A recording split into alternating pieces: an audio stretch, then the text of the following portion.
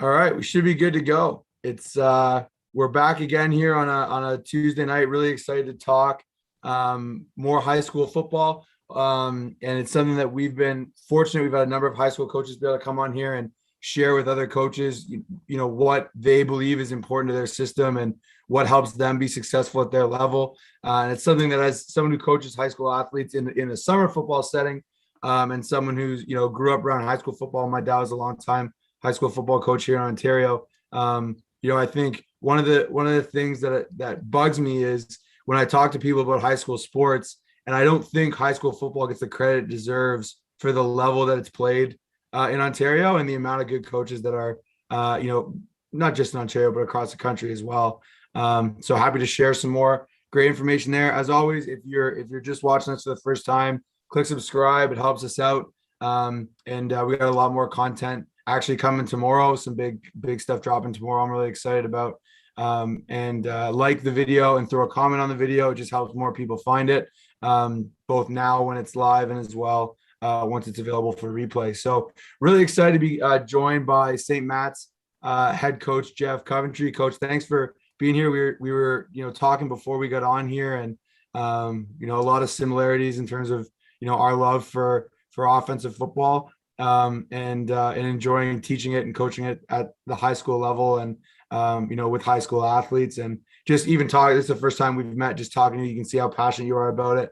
We kind of connected through social media earlier, and I saw some of the stuff, a bunch of stuff that you've put on there, and the work you do for your high school program. Building those social media brands, and more coaches now through whether it's our platform or some of the stuff that Coach Sharps does or John Sveck does, or Three Phases. There's so many people doing good work out there now. It's great to have you on, and excited to hear more about the type of offensive football I can get excited about, which is downhill run game. And as a defensive coordinator, probably my least favorite play in football is defending the boot. So that'd be my only public service announcement to everybody watching this is run bootleg more. It's a problem. It's something that stresses DCs out.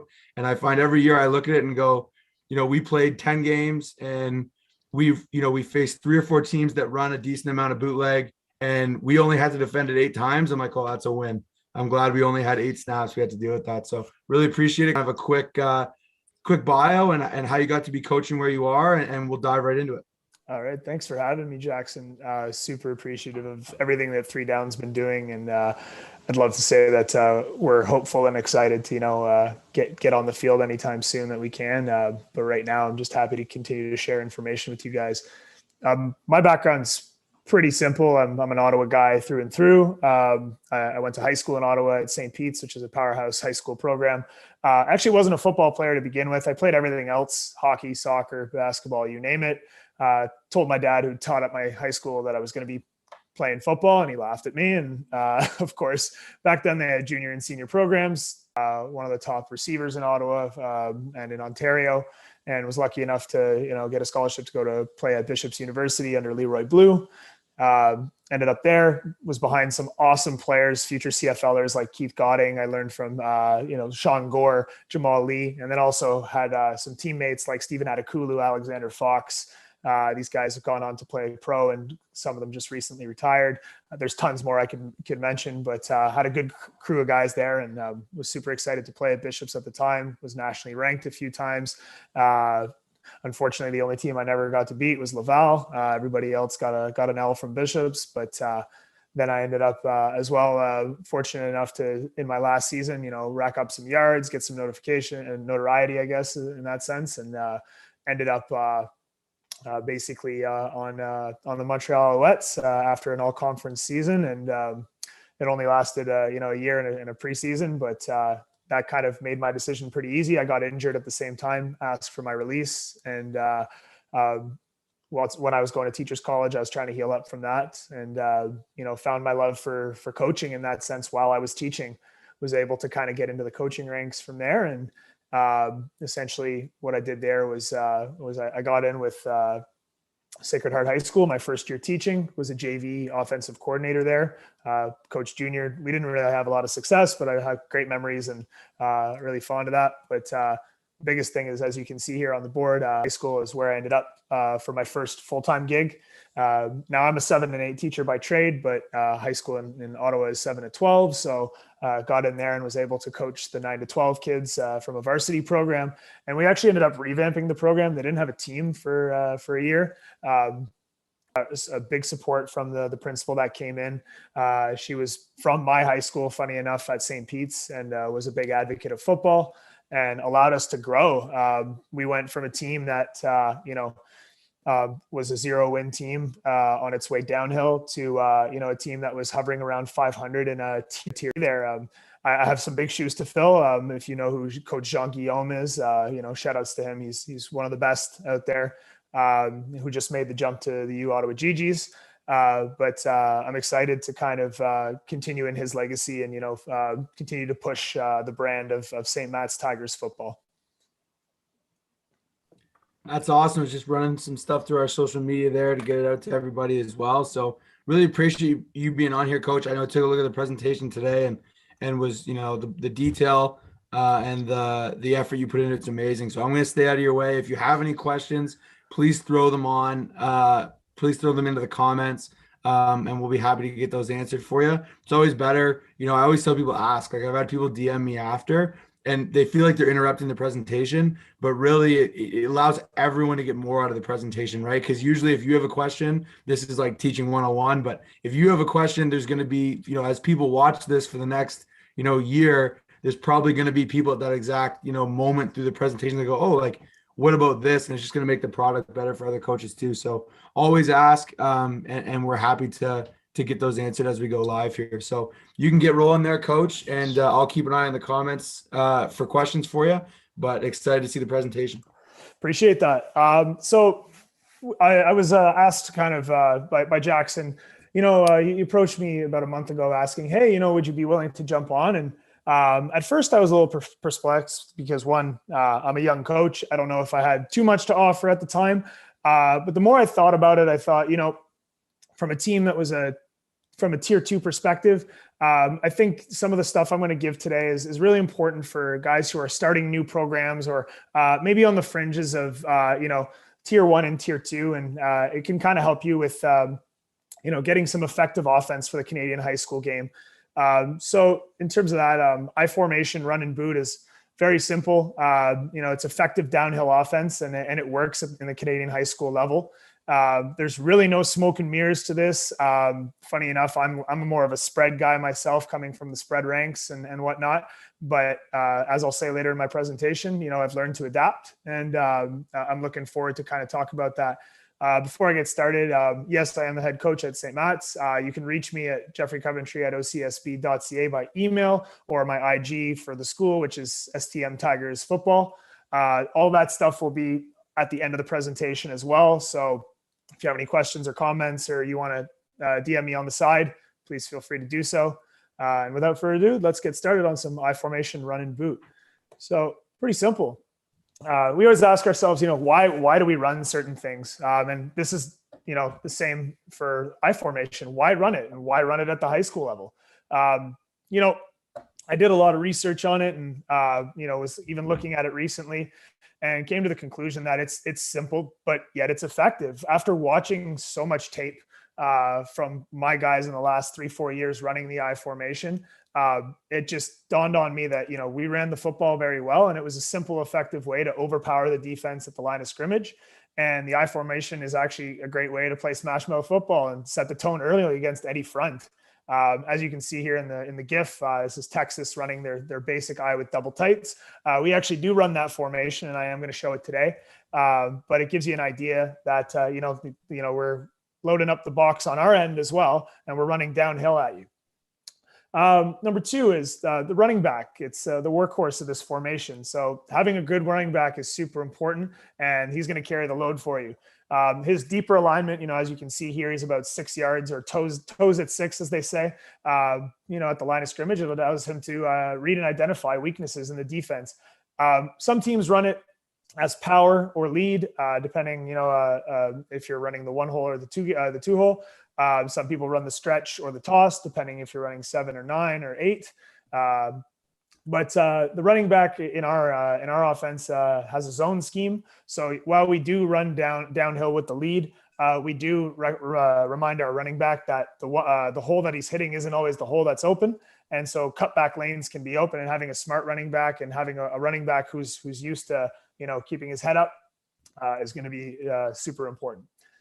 Then number 3 is the fullback, the guy right in front of the running back. So the fullback plays a pivotal role in blocking for the running back by taking on linebackers, as well as receiving short yardage dive plays for first downs and touchdowns. Same thing. The fullback is going to get a ton of love in this offense. So if you got a guy that likes to hit, but also carry the rock for short yardage, or even drag some guys for 10, 12 yards, then that guy's for you. And maybe he plays both ways. I had a guy, Noah Sferaza, shout out to him. He's going to SMU next year, who played linebacker and fullback for us. And that guy was a workhorse downhill, 4 or 5 yards carrying guys. So, and he loves to hit, and that's the guy you need. If he plays both ways, then even better. These downhill smash mouth runs, the last point, plays can force the defense to commit to stopping the run first. And this is where we open up to the bootleg and the play action and pass plays. It usually ends up pretty simple. We don't go 5 wide or anything like that. We do have a 4 wide formation downhill with the I formation because it's the Canadian ball. But you will see some double tight as well as seeing some 4 wide, 2 by 2. And even a little bit of you'll notice some motion in there, some 2 to 2 to 3 by 1, just things that I might add in. But these are all just smoke and mirrors to get the defense to kind of read and react, so we can kind of continue to run downhill at them and then surprise them with a bootleg or a play action play. So what's key to an effective I-form play? So the first thing you need aggressive offensive linemen and a fullback who likes to make contact first. You need them to get off the ball ASAP and go downhill. Now you'll notice I didn't say big O lineman. And there's a reason for that. Most of the tape you're going to see today is not from a large offensive line. You're going to notice that sometimes the defensive line actually is bigger than my offensive line. However, it's again that old adage. It's not the size of the dog in the fight, but the size of the fight in the dog. And I completely agree with that adage. If you get 5 offensive linemen that might not be the biggest, but are willing to go downhill for you and make contact first, you're going to open up some gaps for a running back. Number 2 is you do need a guy who's a smart one-cut runner and also a downhill running back. No offense to our running backs that like to juke and do 4 or 5 juke moves in the backfield before hitting the hole. This offense is, predicated on you hitting the gap really quickly and being able to one cut either on a cutback or on a hole that's opening up to your left or right. So running back speed downhill to the hole from the line of scrimmage is the most important thing. The faster we can get downhill, the faster we can read and react, and we can find the hole for 4 or 5 yards. On the outside, we do need receivers who block and catch passes. So yeah, it's going to be important for you to catch. But as all university coaches and pro coaches will tell you, if you're a receiver who can't block, you're probably not going to see the field. So it's incumbent on you to be a guy who wants to block first, but then on a bootleg or a play action is willing to also get the ball after. And then lastly, I find the I-form effective because it kind of negates bad quarterback play or average quarterback play. A quarterback in this offense can play under center and in shotgun, but mobility is actually not an essential. We know that, in 2010, a huge shift towards a dual threat quarterback is, something big that we've seen these days. But let's be honest, at the high school level, are we all as lucky to get a guy who runs, sub 5 at that level? Probably not, right? So if you can get a guy who, has a decent arm and is a smart guy under center or in shotgun, he doesn't need to run a 4-6 and run read option. Most of the time you're either handing off or getting around the edge or your right tackle or left tackle is setting the edge for you to throw. So again, quarterback who can play under center and in shotgun, but mobility not necessary. So a couple of the things that I'm going to be showing you guys today, I'm going to keep it super simple. There's way more than this in I formation, and we get into it during the season as we install. But the first 2 things that we install on day 1 And actually, the first thing we install is inside zone. So either power or lead, depending on how you guys run it out there, and if you've seen it before. So we run it as a lead. The fullback kind of sets the tone. And our running back, as I said before, has a zone read and either hits the designated hole following the fullback or finds a cutback lane or an over lane. So we run this under center. We call it hood. Then we have it under in gun as well as in tight formation as well. Our tight formation can be in hood or in gun, depending on what you want. And it's one of the most effective plays, or the most effective play because we run it from day one. Number two is the outside zone. So either a sweep or a stretch. Now you can run buck sweep if you want. We run it as a traditional stretch. Our fullback gets out there early to set the edge. And, he either chips with the left tackle to kind of help out and goes up to the second level, or if our left tackle is fast enough to kind of redirect him inside, then our fullback is taking on second level blockers in order to get our running back to the outside. And again, it's up for the running back to decide based on the blocking scheme of the fullback and the tackle where he's going to hit the hole, whether it's the 9 or the 7 or the 8 or the 6, depends on him. Again, we run this under center. Or we run this under gun, in gun, I should say. Most of the time, as I say, we install it in hood under center. So our inside zone and our outside zone, first two things that go in right under the hood, and we make sure that we're effectively running those going into week one. The third thing we use is a short yardage package, and by package I mean it's still I formation, but it's a fullback dive. You got to give some love to your fullback who's been blocking most of the time. And it's essentially run with the same steps as the lead. However, it's just given to the fullback. And, we're not asking him to take it to the house. He might, but most of the time we're just asking him to get 4 or 5 yards and keep his legs moving. And you'll see some clips where they do exactly that. And for the last thing we do is, of course, with 3 simple runs, you got to have a counter to that. And that's the bootleg. So super effective, we'll go in 2-2 under the hood, say we call it hood 22, and then, add a boot tag to it. The bootleg is, can be under center as well as gun, but we love it under center because it really simulates a downhill run, as you can see just underneath here. And again, I'll do some more clips later. But this is just Russell Wilson making everybody look silly. And I love that GIF because it just shows you everyone chasing. But that's exactly what we're trying to do. We've set up the run 3-4 times. Okay? We look like we're going to be, running outside zone or inside zone. And then we just pull it on you. And we got guys running downfield. And hopefully you have 3 or 4 receivers that can make plays. And, that helps out. Or the defense is so fixated on the run that they're so wide open that, it's just an easy dump pass. And you can get an easy first down or a touchdown. So, that being said, before I get started into the actual plays themselves, what my offensive philosophy is very simple. As someone who's been coaching for 6 years, it's changed quite a bit. I'm really big in terms of having a team philosophy first before a personal philosophy, but they go hand in hand. This is the same team philosophy I would have given to Immaculate at the start of the year when I give them their playbook. Rule number 1 is to always sustain drives at a high tempo, play fast, be aggressive, be smart. So, the play fast component is, the idea of just giving 110%. I'm not asking you to run a 4-4 or a 4-3. It's playing fast and being fast are 2 different things. It's trying to get there with speed and intention. Being aggressive it goes without saying. In this offense, in this I formation, in this formation, you have to be the aggressor first. You have to be downhill. You have to go make contact past the line of scrimmage. And that is the key to success to getting yardage. And then finally, you got to know where you're going, being smart.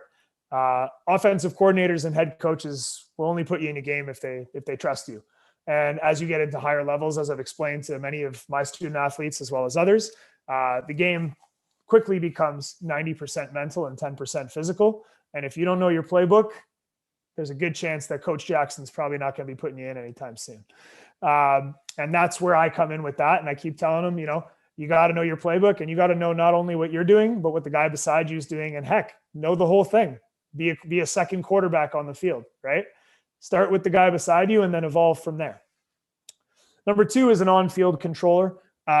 It's pretty simple. We're 3-down football in Canada. You have to limit your penalties and your turnovers. Penalties in 3-down football, especially at the high school level, will absolutely kill drives.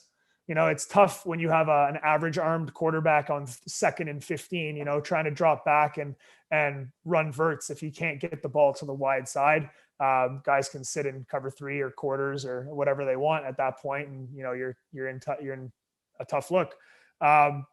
So the biggest thing for us is to limit those penalties. No pre-snap or selfish penalties either. A selfish penalty would be something like a late block, or a block from behind. I hate those. Those are the worst. I'm not gonna I'll probably take you out for a couple plays and put you back in. But the reality is if you do it over like twice in a game, forget it, you're done. It's the ultimate drive killer for any coach. And like I said, in 3-down football, we don't have time to take those selfish penalties. We're done. It's going to move quickly, and we're going to lose football games. And then the last one is be confident in yourself. You want to play football, so be confident that you can play. Make big plays. We need to, on offense, average at least 4 to 5 yards per play. I say 5 because if you hit 5 on first down and 5 on second down, that's a first down. So the idea is let's try to get 5, right? And let's keep moving those sticks.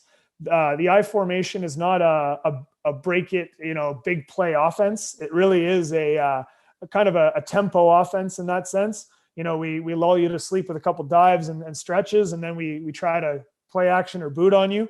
But while we're lulling you to sleep with 5 yards or 10 yards, we're making those plays. We're continuously making our blocks. We're continuously making catches, continuously making our reads, and we're attacking downhill, like I said right there. So to me, that's extremely important, and we need to get that yardage in order to be successful and get into the score zone and even have a chance at scoring. So that being said, I do have a personal philosophy, which is hilariously very opposite of what I give my team. I am pro style now, but I come from very much the school of thought of, a varied spread and even a little bit of read option.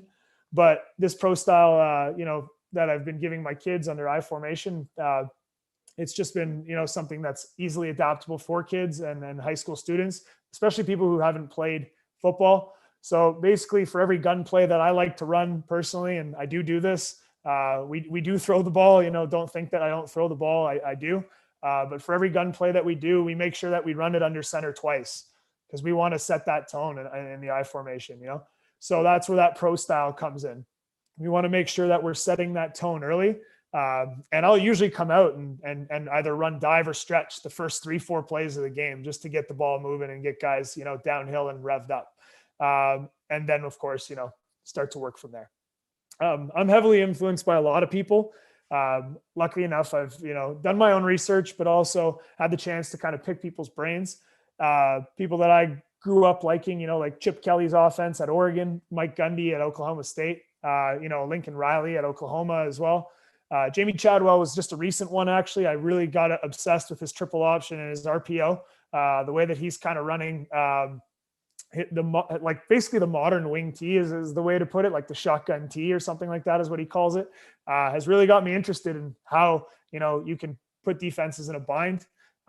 Again, not something I would probably run in high school or maybe pick one play from it, but, has me very intrigued. And then from a pro style offense, and a spread offense, guys like Benoit Gru, who went to Laval, who was my OC at Bishops. Brent Bailey was my OC. Sheriff Nicola, who's the current head coach right now at BU, had great chats with him. Jordan Heather, who was the Heck Crichton winner when I was at Bishops and one of my best friends. And, he's a great coach as well. Would recommend you getting him on there if you get a chance. My brother as well, James Coventry, he's coached O-line his whole life, and he's played at CEGEP level and whatnot, and knows quite about the game. And he's the one that convinces me to run the ball twice when I think that I should be throwing it. So he keeps me level-headed.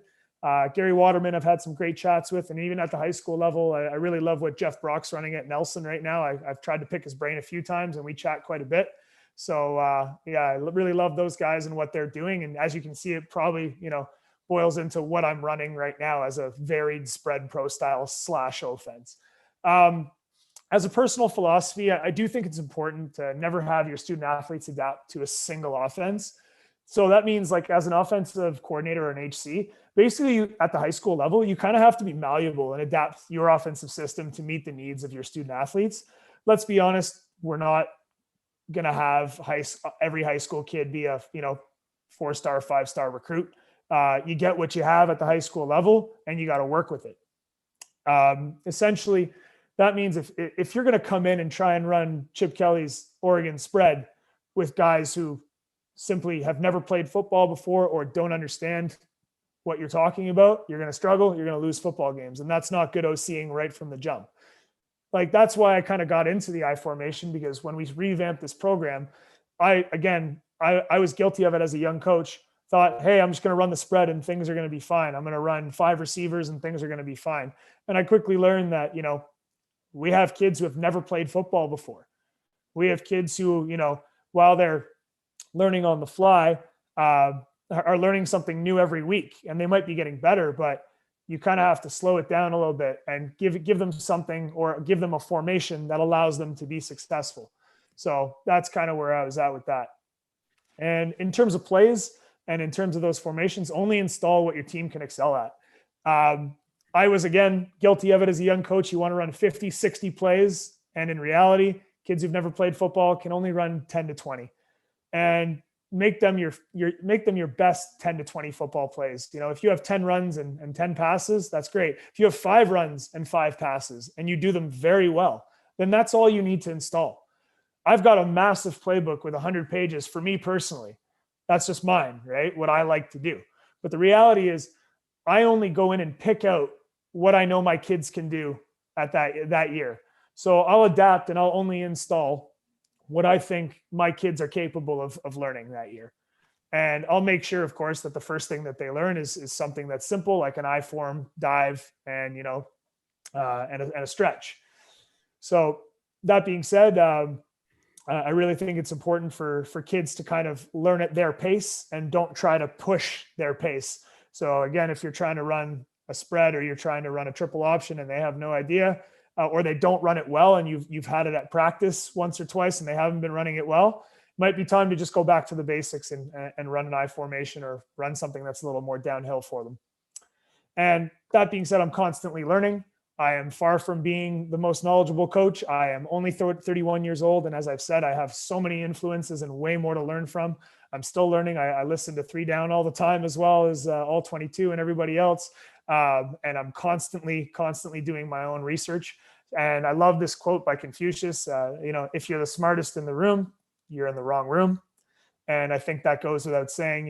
It's one of those situations where you need to humble yourself as a person and as a coach and realize that you are constantly learning and constantly evolving. And I'm just excited in terms of that, to constantly learn from people that have been through the game 20, 30 years my senior. And I love to listen, and I love to adapt as well. So that's just my philosophy offensively. I know it's a little long-winded, but I promise you, we're going to get into some film. It's all good. It's good to know where, like, I think the best coaches, like, you see, like we talk about culture all the time with my summer football team. And I think that's been a big buzzword recently, but when your playbook ties into, like, what you feel is important as a program, it makes sense to the players, right? Yeah. Like, I can't go and ask my offensive line to be super physical and then have them in empty pro, 40 out of the 55 plays we run, right? I can't then go and say, hey, why didn't we run the ball well there? Well, coach, you're in empty pro, 56 plays a game, and your O-line's getting 10 chances to run the ball a night, right? You're probably not going to have that on demand when you need it. So it's important stuff. Appreciate it, coach. Yeah, thanks. And I don't run any empty set. So as much as I'd like to, like I said, high school, you'll be lucky if you have 3 or 4 good receivers most times. So you're usually playing with a tight end or usually playing with, a base 22 formation, right? And so that's kind of why this downhill I formation for me has kind of been working, and has allowed us, to have a lot of success running the football. Now, as you can see here, I've got my base package, in hood and in gun. Hood just means under center, as I said. We say under the hood. We call plays with signals. I came from a system that's signal based, and I found it way easier just for me personally. And I found that the kids have really adapted well to it, to kind of just see the signal and quickly. I'd like that to eventually turn into something where I can no huddle at some point. But right now the signal game is kind of, our strength, and it's allowed me to kind of, move quickly from the huddle to the game. So that being said, we have hood Los Angeles, hood LA standing for lead. We use city names to kind of tag. It's an inside zone power lead. Sorry, this is actually not a power. I should have switched that up. It's a lead. But you get the concept. Essentially, what you're looking at here, running back toes are at 6 yards, and he follows the fullback to locate the open hole and hitting it with speed. Preferably, as you can see, we're trying to hit, the 1-2 hole right here on either side if you flipped it. However, as you guys know, that it doesn't always work out. And so we ask our running back to look for a cutback lane in a zone offense and a zone blocking scheme, and and be able to cut back or even to cut over to the next hole. But preferably we're trying to hit it downhill, 1-2 hole. Our fullback is hitting the Sam backer up in second level, and what we're looking for here from offensive line is from our backside tackle, we want to make sure he's moving up to the second level to the linebacker. In this case, from here in gun and hood, we're going to the right, so he would hit the will backer. But again, could be flipped if we decide to call an audible, etc. But at this point, backside tackle hits second level linebacker. Backside guard, make sure you're doubling with the center on the nose to take over the block. Essentially, the center shouldn't have the brunt of this block. The backside guard should take it over as the center, who I just talked about, double teams and chips up with the left guard to the nose and then blocking the mic. So center's job is super important. He's got to hold up the nose, and then he's got to get to second level ASAP. So it's very quick, but that block is probably the most important block in this scheme. It is, I wouldn't really call it a full double team, because you're kind of just leading him to the guard and allowing the guard to take over. But it is a type of double team in this sense where, you're kind of helping your guard get into position and then moving and chipping up to block the mic. Now on the play side, it's strictly one-on-one blocking. It's guard on D tackle, and then it's play side tackle on the end, and that just leaves our fullback one-on-one with the Sam. And that's where our running back, should be following and then reading which hole to take and hitting it with speed, and hopefully it gets 5 yards more. And so that's what we're looking for here.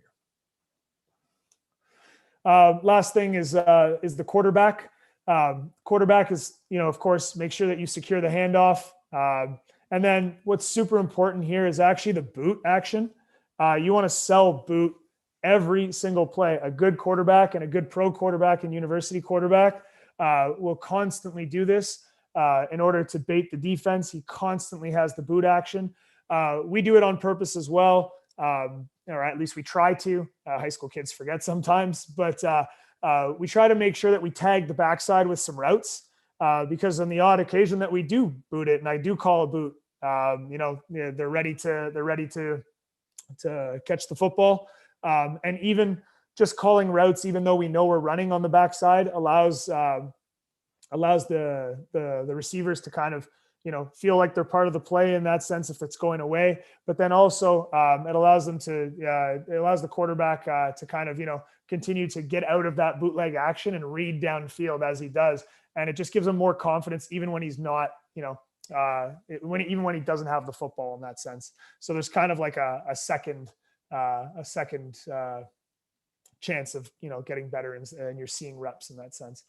So that being said, we'll go to some film. So first one we'll play here up at the top. It's just one of our first ones. This is in 2017. Let me hit full screen here. So very simple. Camera work's a little tough because it was an electronic camera and it's kind of all over the place, but can you guys see this? Everybody can see it? Yeah. Okay. Yeah, so, you're good to go, coach. Perfect. All the high school, it's funny, all the high school coaches always apologize for their film. And we do the best we can, honestly. I know it's all high school guys watching going, we get it, brother. No worries. So this is again against a typical 43. They have their safety down in the box right now, so it's, he's looking at a 44 front, but you'll see this typical 43 front for the most part, and especially in Ottawa. I think the only team that ever ran a 50 front on us was Filament Wright, and they're no longer in our league. They're back in Quebec. But there's some clips on how to run that as well. So here we are under the hood, hood 22, and we're about to hit LA left. So I'll just let it run the first time, and then I'll kind of go from there.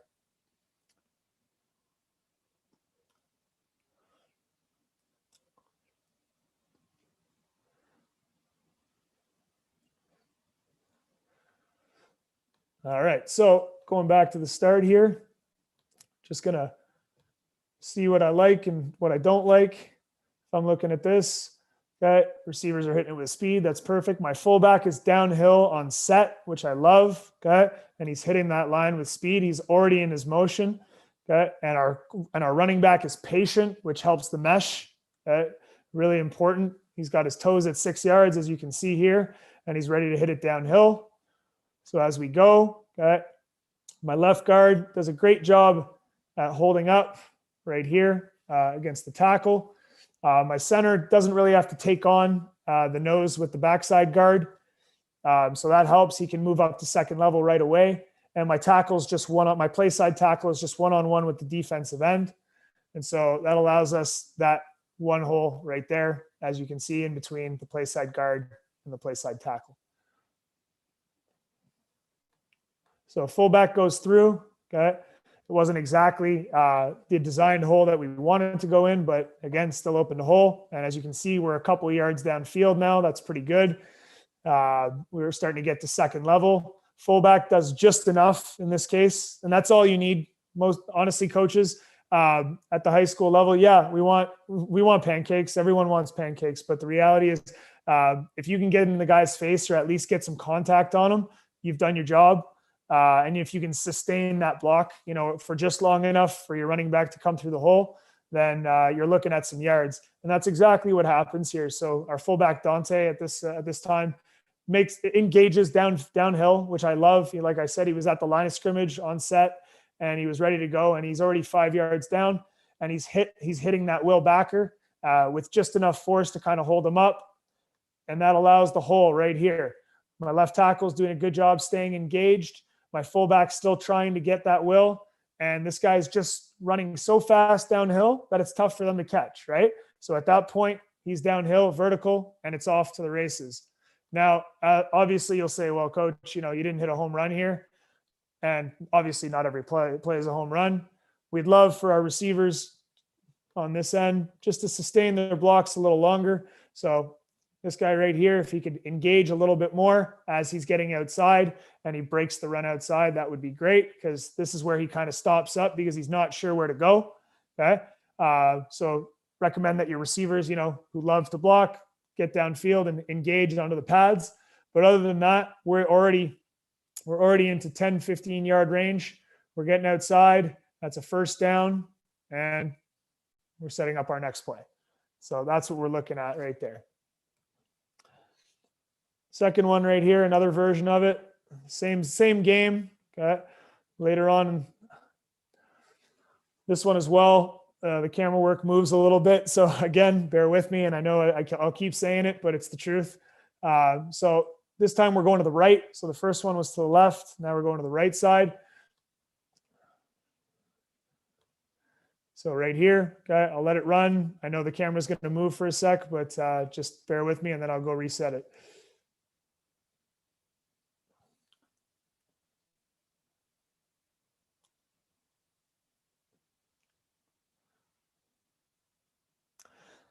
And I love seeing that. I love seeing a running back running that, keeping his feet moving downfield and carrying 4 or 5 guys. Like I said, we want to run. We want that running back to be a one cut, downhill runner.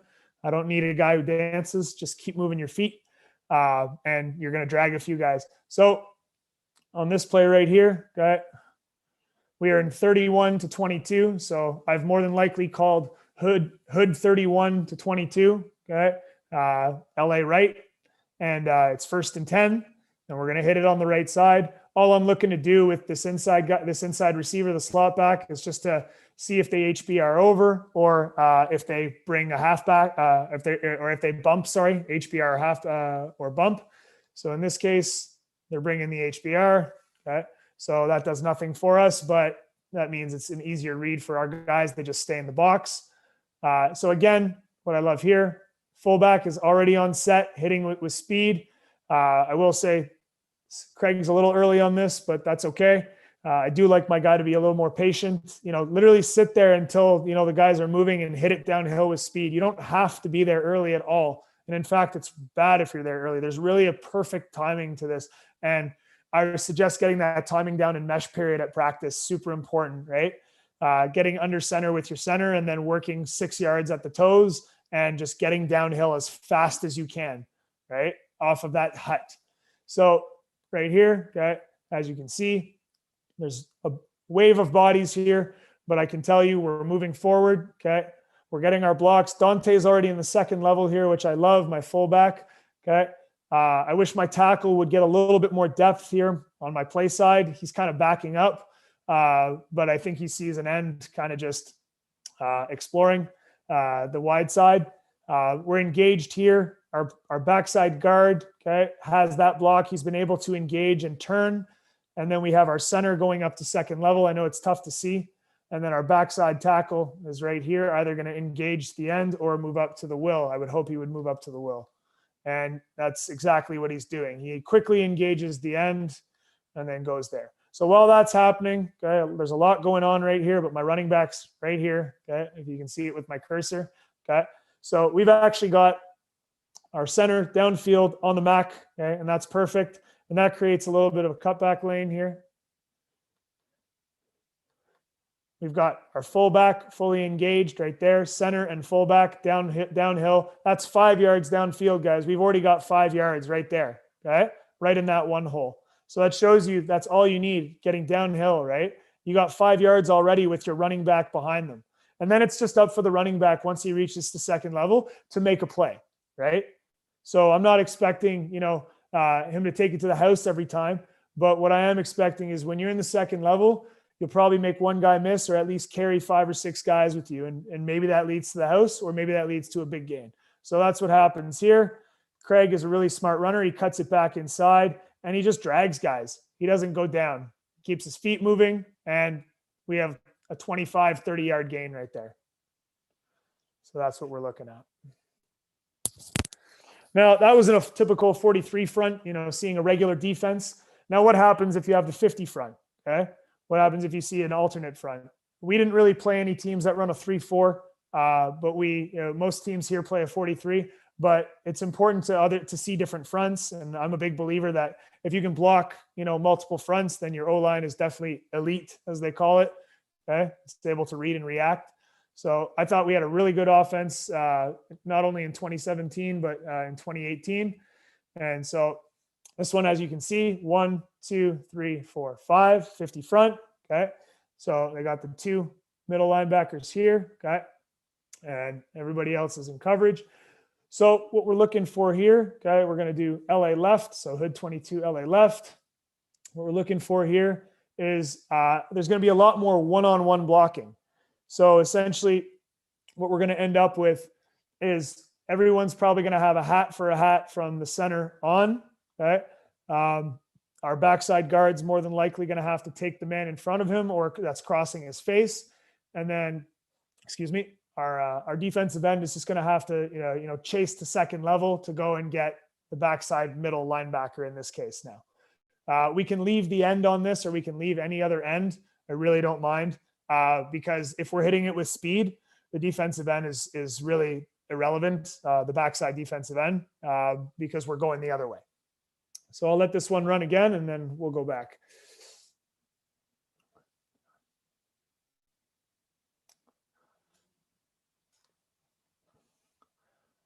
So again, as you can see, downhill aggressive lineman. Now, I'm really lucky. I had a beast of a left guard that year, and he was pushing guys 5 yards down right away. But that's the hole you need. So right here off the snap, we hit it with good timing. Okay. Fullback is a little late. I'd like him to be a bit earlier. I'd like him to almost be engaging the line of scrimmage right before hut. Okay. But my running back is patient. He's still 6 yards on the toes, waiting for the ball. And my guys are up in their stance, starting to engage. So right here, okay, we haven't even handed the ball off yet. And we're pretty much 3 or 4 yards downfield. And that's awesome. That's what we want to see. Okay.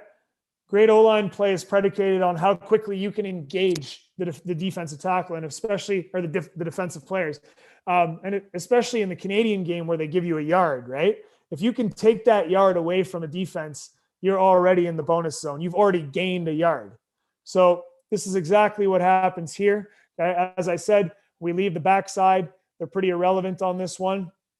We got our left tackle just kind of brushing off in this sense. He kind of has to engage, almost engages two guys in this. They're outside. So that helps us. Fullback is playing it smart, and he's finding that one hole right here. Okay. Our left guard is engaged 2-3 yards downfield. Our center is engaged as well. Okay.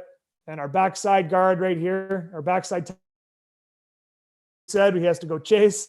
He might not make it, but at least he's hustling, right? And that's what.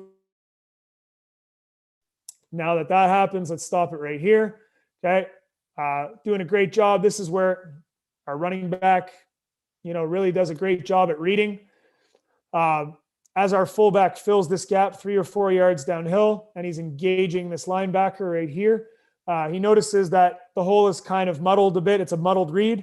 So this is where we rely on a one-cut runner to either cut back or bounce. And in this case, he does a great job. He feels pressure on the inside, and he bounces it a little to the outside. Now, what really helps us get successful at the second level is the engagement of our receivers on DBs. So right here, when he cuts, he's only able to do that and get outside and get more yards because our receivers are engaged in blocks, right, on the play side. So as you can see, we got guys bullying guys downfield here, but it's still a muddled read. So once he bounces it outside, that's just him making a play and receivers blocking downfield. And anything else is a bonus.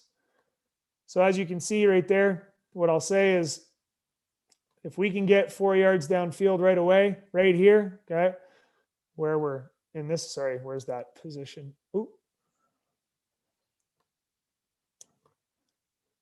I'm getting bad connection here. Sorry, give me 1 sec. But if we can get into this position right here, we're 4 yards downfield. This is a win. We've won already without even, barely handing the ball off. My guy could fall forward for 5 yards every play if we block like this every single time, right? So that's kind of what we're looking for. We're looking for that downhill engagement, and then let your one-cut running back get downhill and make plays. Last one I'll show you is from a tight, just to kind of give you guys an idea. I've showed you a ton of wide film, but I kind of want to show you guys exactly what the hole should look like. Okay. So this is a clip from 2017 playing Holy Trinity. Shout out to Coach Thomas, who helped me out with a lot of the Ottawa high school football stuff. But we were able to run it here this is Hood 22 LA left. So right here, we're going to the left between the tackle and the guards. Right here, the play side guard and the play side tackle, and we're hitting it vertically. So you'll see the hole open up, and you'll realize as to why this is so effective.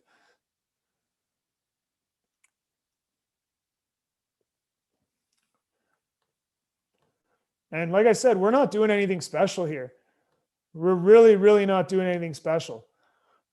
Right away, we got engagement. We got our left tackle going to engage the end. Okay. We've got our guard, our play side guard engaging with the center right here. So as we move, boom, okay, we've got that one right there. And then we're moving up to second level as well with 65 and 63 right there. Fullback can prance through this hole. Look at the hole we have here. We could put a car through this. Okay? That's what I'm looking for. That's what I want to see. And all that we need now is our fullback to engage at second level. We've won this battle just by playing half of the offensive line, right? And as you'll probably notice, I'll go right back. Okay. And this is the clip I was referring to at the beginning. My O-line's not very big, is it? Look at these guys. Not very big. Okay. And we still managed to get 15 yards downfield. So it just goes to show you, these guys are being dwarfed by this defensive line. 45, 59, 66, 42. They're all bigger than my guys. But they're not as aggressive and they don't get downhill like our guys. And that's what we preach from day one. Okay? Getting downhill. My brother does a great job in making sure that, the offensive line are taking their steps. And I'm really proud of the work that he's doing. And I would go to war with that guy every day of the week. But, it's just the truth. If you can't teach size, but you can teach heart and aggressiveness for sure. Get them going downhill and, things that you'll be successful. So that's right here. Boom. We've got the hole already. We do just a good enough job, right? Just a good enough job right here. We've got 2 guys on 2 guys. And our fullback is engaging right here at the sandbacker. And then we're off to the races. Now, I don't know if I'd bounce it outside like that. Okay. I think the hole might have been still a little bit more vertical, but love my running back for what he does here. Just keeps plowing and we get our yards. So that's LA for you. That's literally our base, our lead. That's what we start with. First play of the year, left and right. In terms of just one question I have for you on with the fullback, I know you give them a hole to hit. You're talking 1 or 2. If you get, like let's say you're running it to the right, so I guess that'd be the 2 hole for you guys. If a defensive tackle lines up in that hole, how do you communicate to the fullback? Where to insert, I guess, on that linebacker? Or is it just more left and right and they're going to insert on the open gap? They're going to insert on the open gaps. And that's a great question. So we're allowing our O-line to kind of pick up the first level. And then we really want our fullback to get to second level. Because we're a zone scheme, we're expecting our offensive line to kind of create gaps and our running back and fullback to find the holes, find the gaps, right? So as you'll notice in these, we're not always hitting the exact hole that we want. Sometimes it's a 1, sometimes it's a 3, right? But it's still dive in nature. It's still lead in nature, and it allows us to get vertical. And if you have a smart fullback and a smart running back who's following that fullback, you still end up with a dive play. I don't know if that explains it overly well, but that's kind of, what we're getting at in terms of that. No, for sure. It does. I think it's one of those things where, I like how you brought up, I feel like one of the things that I'm really hard on myself and I try and never do is you get, those kind of like generic coaching points of like, move your feet, or I was thinking back, my one buddy always says the coach that goes, come on, you know what I mean? Like, what does that mean? And I think when you talk about, getting off the football and being intentionally simple so that you can get really, really good at what it is you do, right? That is such a tried and true formula. Now, like you said, you got your personal playbook that has all that stuff in it that if you need it, you can dive into, right? And you can build from this and add other things. But, I think I used to hear all the time, like as a high school player, like we just got to work harder or we just got to, we got to get off the ball or we got to be more physical.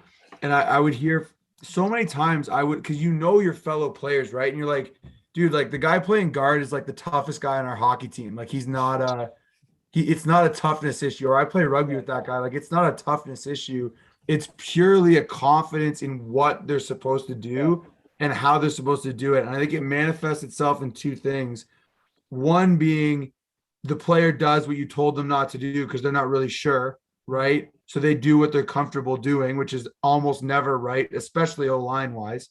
right? None of that is, and I was an offensive lineman, none of that's natural, Yeah. right? Yeah. And then, or they're hesitant, right? And I think it all comes down to how you teach it and how you try and build on concepts and how you try and build through technique. And, a lot of people are like, oh, you can't teach physicality. And I'm like, sure, if you've got a player that doesn't want to be physical, Right. there's a limit to their physicality, but you Yeah. can make them more physical, right? Or you can work with them until they want to be more physical, right? And you can have a player with all the natural physicality and nastiness in the world, but if they're, like my dad used to always say, don't let what you don't know slow you down, right? If you know what you're supposed to do, don't worry about all the other stuff, right? Like execute your job. And I think that's so often with O-line, like it can be, it's, to me, it's the hardest position to coach, and building on principles is so important. Creating consistency is so important. And I like what you said there about,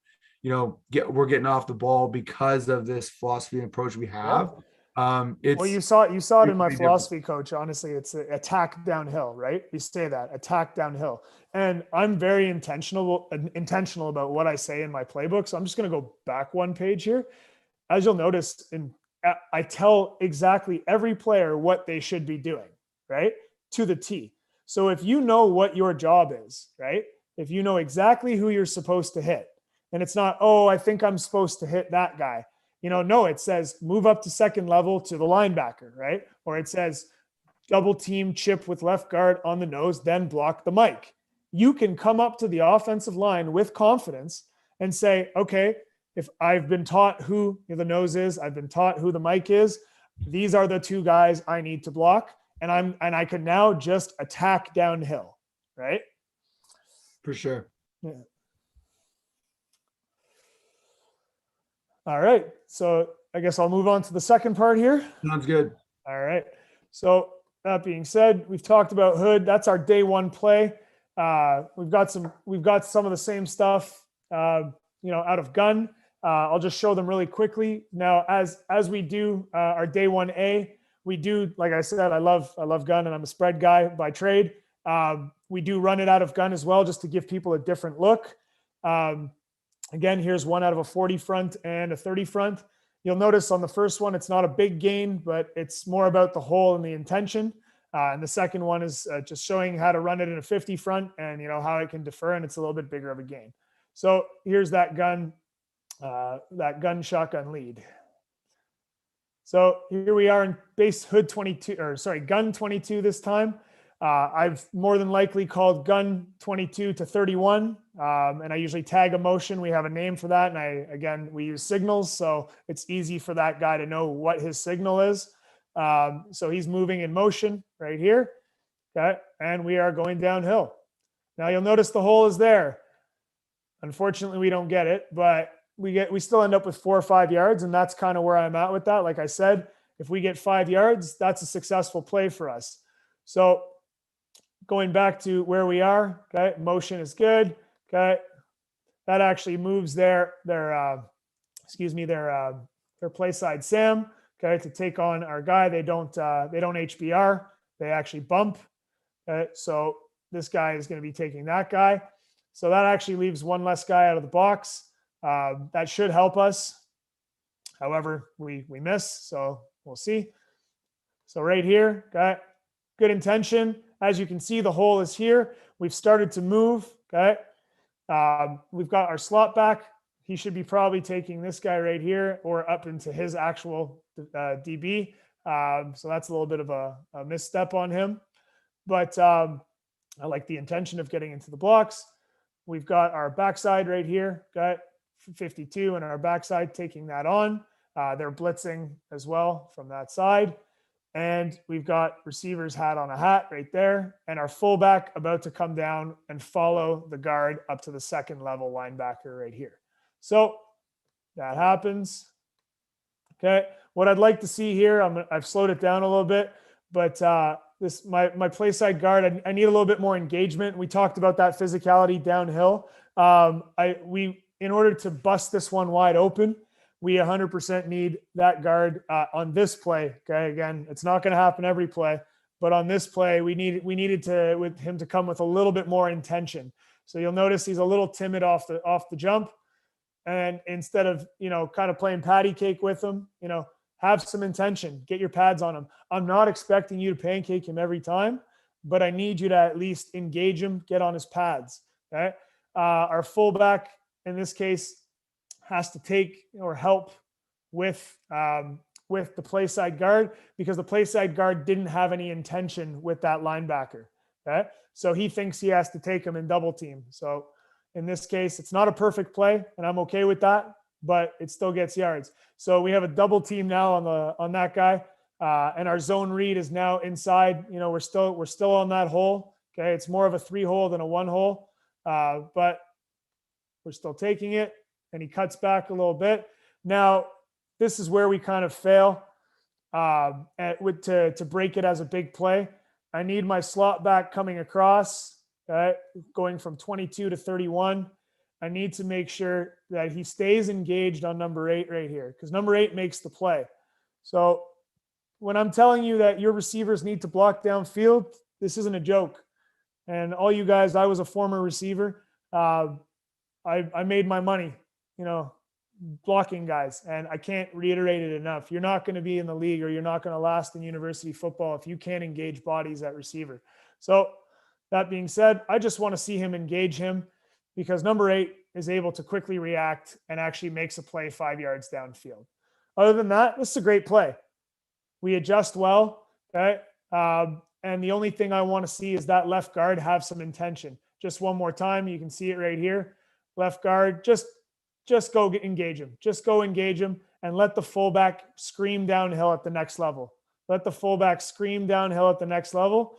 Other than that, we're gone to the races. But this is a great football play, and it can be really valuable in the shotgun just as well as the I form. Now here it is in a 50 front, and this one is we're going to bust wide open. So I'll play it all the way through, but you'll see that this guy, probably the hardest runner I've ever had in my backfield. We kind of tandemed him out. He was our second stringer, but when he got the football, it was 100 miles an hour at all times, and you'll see he hits this hole with absolute speed.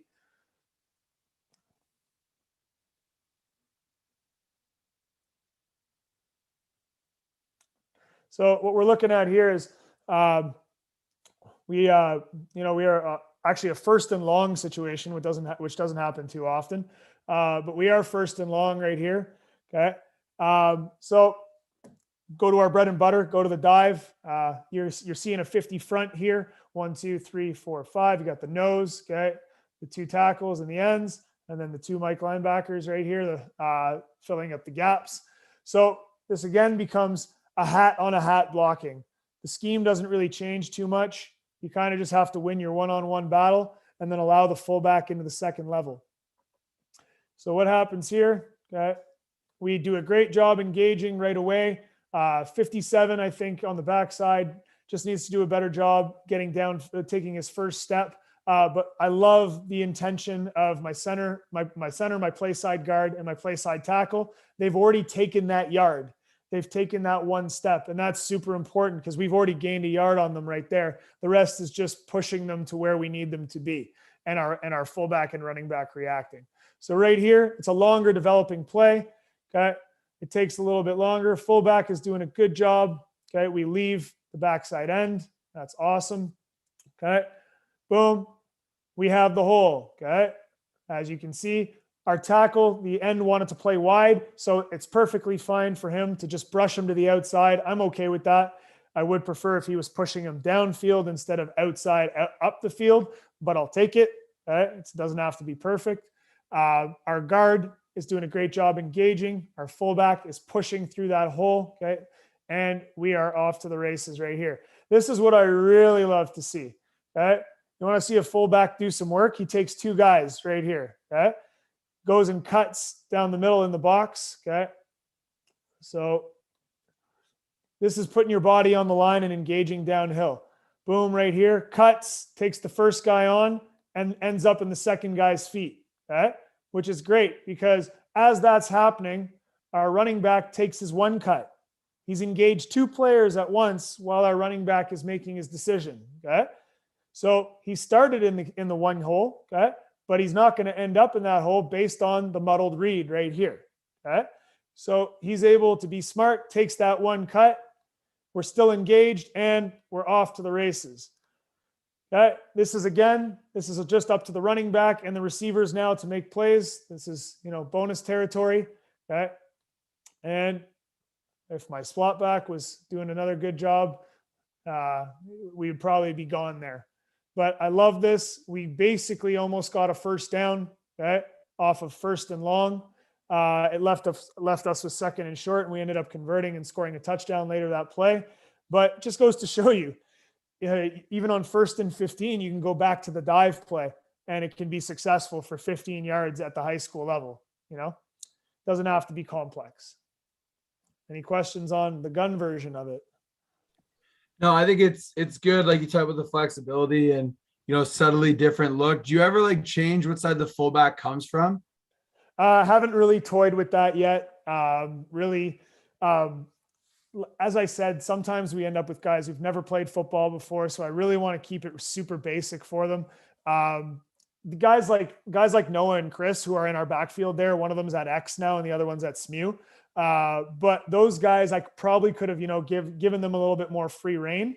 But in the context of that offense, it was super important to just have guys understand where they were supposed to be. And we had some guys on O-line that were starting that were just getting used to football, right? So Mm-hmm. I'd rather not confuse them with any extra terminology that they don't need or make it super wordy, right? When we're calling things or putting signals in, it's just, to me, it wasn't necessary at that time, but I definitely have thought about it, of course. And, I'd love to get to that point when we get to, the possibilities of being able to open up the offense, as we say.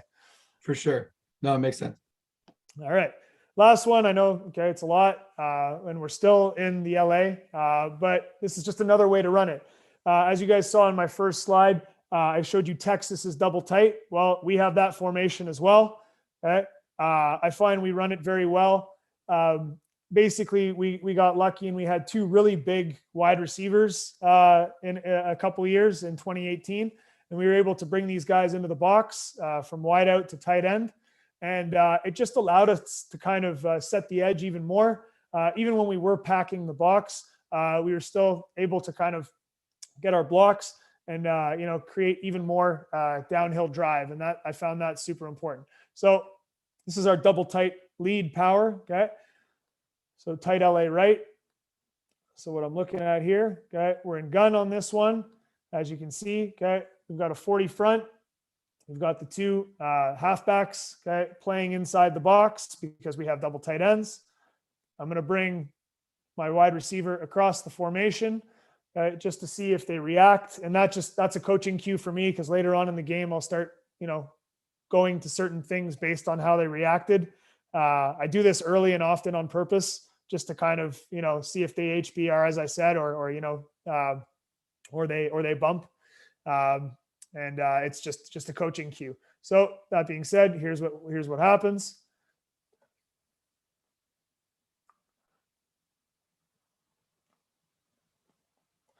Okay, not a big gain, but we actually hit our intentional hole on this one, even on a muddled read.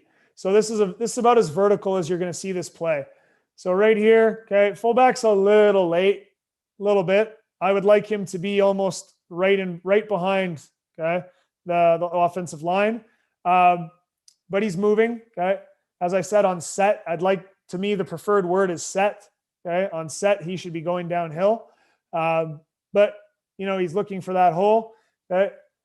We've got play side action here. So on this one, he's going to take the guy, in front of his nose, which is his halfback. This opens up the opportunity for our tackle to get downhill, okay, onto a linebacker. And then we double up again here and are moving. So this is where the zone read comes in. Okay. So fullback, this is where, not his greatest work. I would have preferred him to take it right down the hash marks. Okay. I would really, this is the intention of the play, is to get it as vertical as possible, and then change it up if needed. So in this case, what I'm seeing here, okay, I'm seeing this fullback kind of, not sure where he's supposed to be, but the hole is actually right here. He should be taking on the middle linebacker, which is, by the way, Rutgers Rene Conga. Yeah, just a heads up. But essentially, the intention right here is to take it right down the hash marks.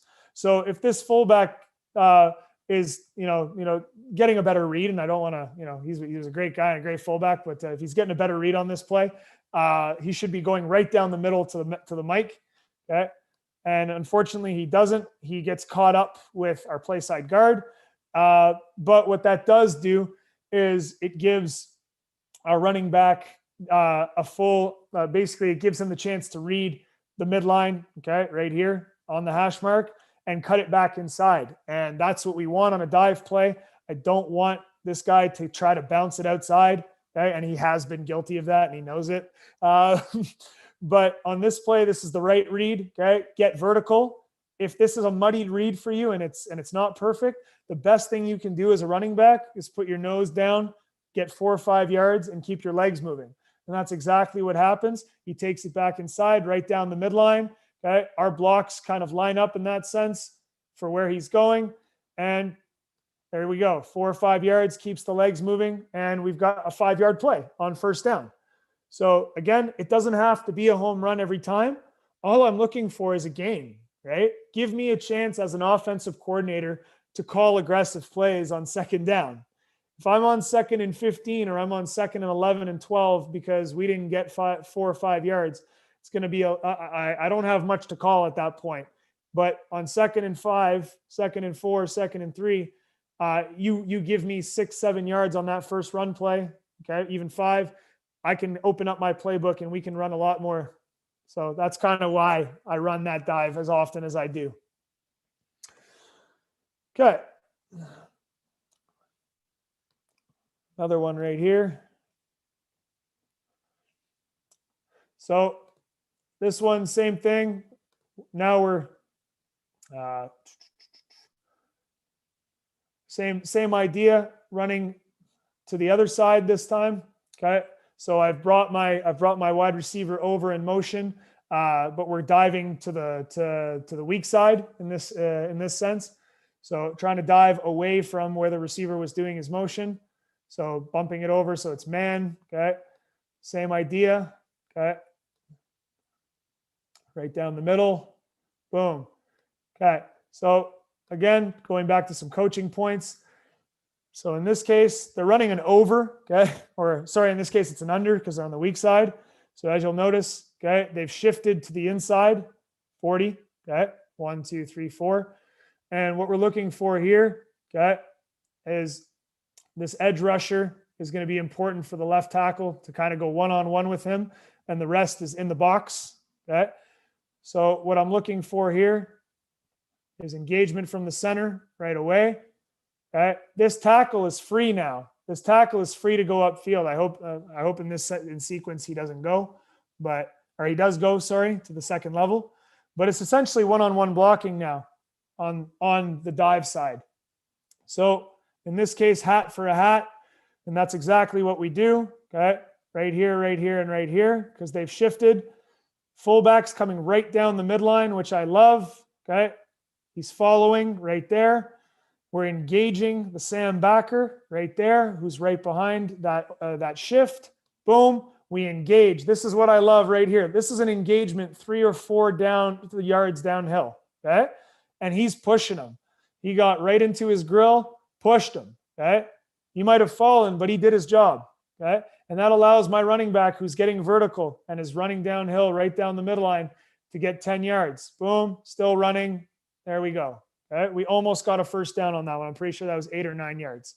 So just showing you that it's possible in many different fronts. Okay. And that's another one. Last one is, again, double tight in the 50 front. This was, again, against Philemon Wright. We had our best rushing game ever in this one.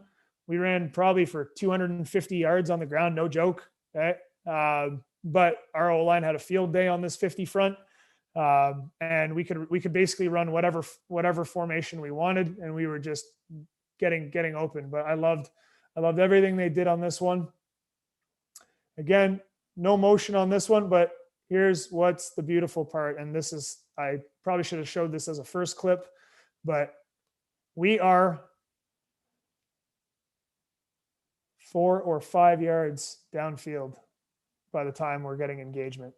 So this is, it makes an offensive coordinator shed a tear, you know, when you see your guys downfield and blocking downhill like that. This is my play side guard, okay? 4 yards downfield from the line of scrimmage. Okay. These are my, this is my backside tackle and guard. Sorry, that's my center. That's my backside guard and my backside tackle. And then my fullback doesn't have to touch somebody for 4 or 5 yards because we're doing such a good job creating downhill attack and downhill engagement. My fullback, he's still looking for somebody to block. We're still looking for somebody. That's a blessing and a curse. Sometimes he gets confused at the high school level and doesn't continue to find somebody all the way back down into the secondary. But this is what good blocking looks like. Okay, we've engaged. My tight end is taking the backside end. We've told him to take him in this case, just to kind of get him away. Okay. Now I wish this tight end would engage with the front side tackle. That would help as a double team. Okay. But everything else down the middle is beautiful. My running back is running down the hash marks. Does not have to go anywhere. Okay. Right down the hash marks. So right here, he's gone. Now puts his head down. I think if he was, truly had his head up on this one and was a one cut run, using his one cut abilities, which we do give him, okay, I think the read actually gets him to the outside here. But I don't hate the fact that he puts his nose down and he just chugs ahead for 4 or 5 yards. I like hard runners. Like I said before, I'm not really into running backs who like to juke 4 or 5 times in the backfield before hitting the hole. I like guys who are, downhill one cut runners, and that's conducive to the offense we run. So that's it for LA. I'm done with LA. If there's any questions on tight or gun, feel free to throw those my way. If not, I'll keep it moving. All right. So sorry, Coach, I lost my mute button there. No, you're good. We no questions. Had a few comments saying about how much they like the downhill nature of it, but roll on to the next one and we'll keep rolling here. That's great. Yeah, no problem. So going into so LA is our 1A and our day 1A, and San Diego is our day 1B. Essentially these are the 2 plays we really install and bread and butter for the first 2 weeks of camp, when we're getting ready for week 1. As LA was a inside lead, San Diego is a outside zone stretch. Okay. So again, LA for lead, San Diego for stretch. We use city names. It's simple. And again, we tag it, right? So again, same concept. All right. A little bit more stretch blocking in this case. But the idea is to end up getting to the 5 or 7 or the 6 or 8 hole. Because we run a zone scheme, I'm not expecting you to hit that exact hole every time. I am expecting you as a running back to read your play side tackle and your fullback. That's going to be super important and conducive to you getting yards from the 5 to the 7 hole or the 6 to the 8 hole. So going down the list again of what our responsibilities are. Receivers, okay, always on the play side, blocking. Backside, we do tag those route combinations just in case we boot, okay, or I tag a boot. Then for the fullback, we leave on set, come out of the backfield with speed off of the play side tackle's shoulder, and then block the Will or Sam backer that meets you at the line of scrimmage. So usually what's going to end up happening, if we run it to the Sam side, he'll try and meet us at that point of attack or fill the gap between a wide rush and right in here. It's up to the fullback to read the shoulders of our tackle. Okay, so I'm pointing it on that side, but I'm saying, because we're running it the other way, it can go both ways. Same thing with the quick side. Okay. So the quick end and the Will, if we decided to run it to the weak side, again, it's all conducive on the fullback being a smart player and understanding where the tackle is taking the quick end. So his engagement on the Will is going to be super important either through this 5 hole or the 7 hole on the outside. And that's going to allow us to get out. What we're trying to do at that point is when we meet them at the line of scrimmage, we're either going to push them outside depending on where they're running to, or we're going to pin them inside if they try to engage coming towards the inside, or they're blitzing, right? If they're coming through that gap early. It's essentially the rule is take him where he wants to go. We engage him and we want to take them where he wants to go, because the reality is, like I spoke to you off camera, what the defense does is our win in this case. So because it's essentially one-on-one with the play side tackle, the play side guard, and the fullback, if he wants to try and engage all the way to the outside, then we're going to push him to the sideline. If he wants to stay inside, then we're going to keep him inside and we're going to get to the outside and we're going to run to the outside. And that's why it's zone scheme. So again, backside tackle, our responsibility here is to go right to the Sam. We can leave the rush end or we can leave the backside end. We want to cut up to the Sam and cut them off from the play side so they don't track. This is an important block just in case we get downhill, right? And we're going for 20, 30 yards. If we can engage the Sam and the Sam's not tracking, then we might score. Obviously, there's a few other things that come into play, but it's still an important block. Backside guard, we want to block the nose, but we don't want to get beat play side. So basically what we're doing here is we're stretch blocking. Our step is going to be a little less downhill and a little more stretched, to the left. It's still down. We're still trying to take again, I'm a visual learner in that sense. I'm doing it as I'm talking, but instead of kind of taking your step forward, you're kind of going up and left to try and get in front of the nose's face and just cut him off from the play side. The center is going to chip nose up to the MAC linebacker. So again, almost the same idea as your LA and go up to the MAC, but you're literally just giving the nose a bit of a shot, and your job is to get that MAC. We're going for that MAC big time. Second level blocking from the center. Play side guard is one-on-one with the tackle. Don't get beat play side is the essential, because you're pinning him towards the inside of the tackle box. We don't want him to get outside and absolutely blow up the read, or even get to the fullback before we can even get to the stretch part of the run. Okay.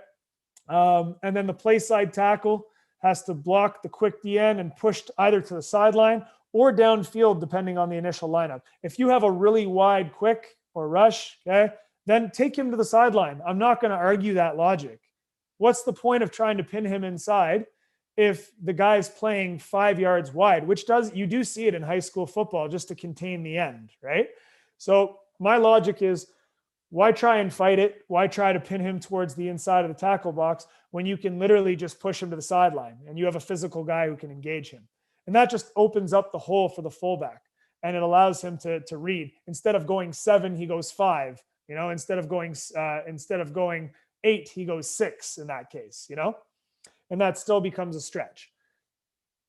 Running back, you're taking a handoff, of course, to the play side. Your angle is not downhill. It's more of a 45 degree. We call it a 45 degree off the tackle's butt, basically. Okay. So what I'm trying to do here, we want to follow the fullback. So again, follow the fullback wherever he goes, 45 degree angle. Now that's conducive as to where the hole is. Okay. And we want to read the block of the fullback and the play side tackle to determine whether to hit that 5, 7, 6, or 8. Okay. Super important, because again, that based on where they line up and what happens, that's going to determine if you're taking it all the way outside or if you're just taking it between the guard and the tackle with the fullback downhill. So a couple notes here for the quarterback. You're opening from 8 o'clock or 4 o'clock on the first step, and you're going to adjust to the running back on the second step. You're going to extend the ball. So you're almost diving at the running back as he hits a 45 degree angle. Okay. And you're going to look the football in at the mesh point, and then you're going to burst around like you're bootlegging. Okay. So really important that, you really extend that football. And not only does that help the action, but that actually helps your Sally action or your bootleg action, whatever you want to call it. And that helps you later on in the game to get around the edge because you're selling that run and that handoff.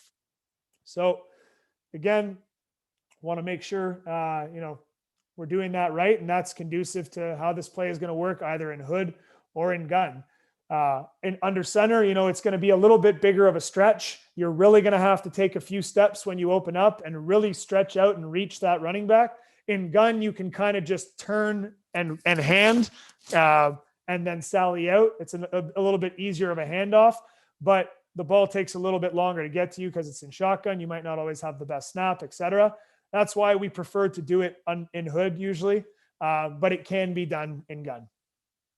So without further ado, talking a little bit more about our hood, San Diego, right and left. So got a couple clips, tried to get one on each side and then a 50 front again, and then a cut back. So looking pretty similar here. Same drive as to what we had before. Okay. This is a couple plays earlier. So seeing Ashbury here, they're running their 40 front, but they've brought their safety down. So it's almost a 44. Okay. Doesn't really change much for us. And what we're going to do, we're in 31, in this case to the field side. And we're going to run to the weak side because what we see here is a whole lot of grass. Okay. We've noticed that they're HBRing. So they've taken a man outside here on the stretch play, and we want to get outside to this gap right here. There's a lot of field to play with here, and it's one-on-one blocking with this guy. Okay. So play side tackle, play side guard, and center got to do their job. Fullback's got to chip a little bit, and we're off to the races here. Here we go. I'll let it play, and then I'll coach it up. Good engagement and lots of field. Okay. So again, keep it simple, stupid, right? Doesn't need to be complex. I've done 31 on purpose because I noticed earlier in the game they were HBRing. Okay. I don't need to do the motion anymore. I'm just going to start in that formation. Okay. Once I've noticed the HBR, I'll try to go away from it if I notice the tendency is there's really nothing there. And I'm going to let my guys win one-on-one, hat for a hat, and we're just going to get to the outside. And that's exactly what we do here. So right here, I love that my fullback's leaving on set. He's early. He did a great job on that. Okay. He's setting the edge, and this is super important. He sets the edge. Okay.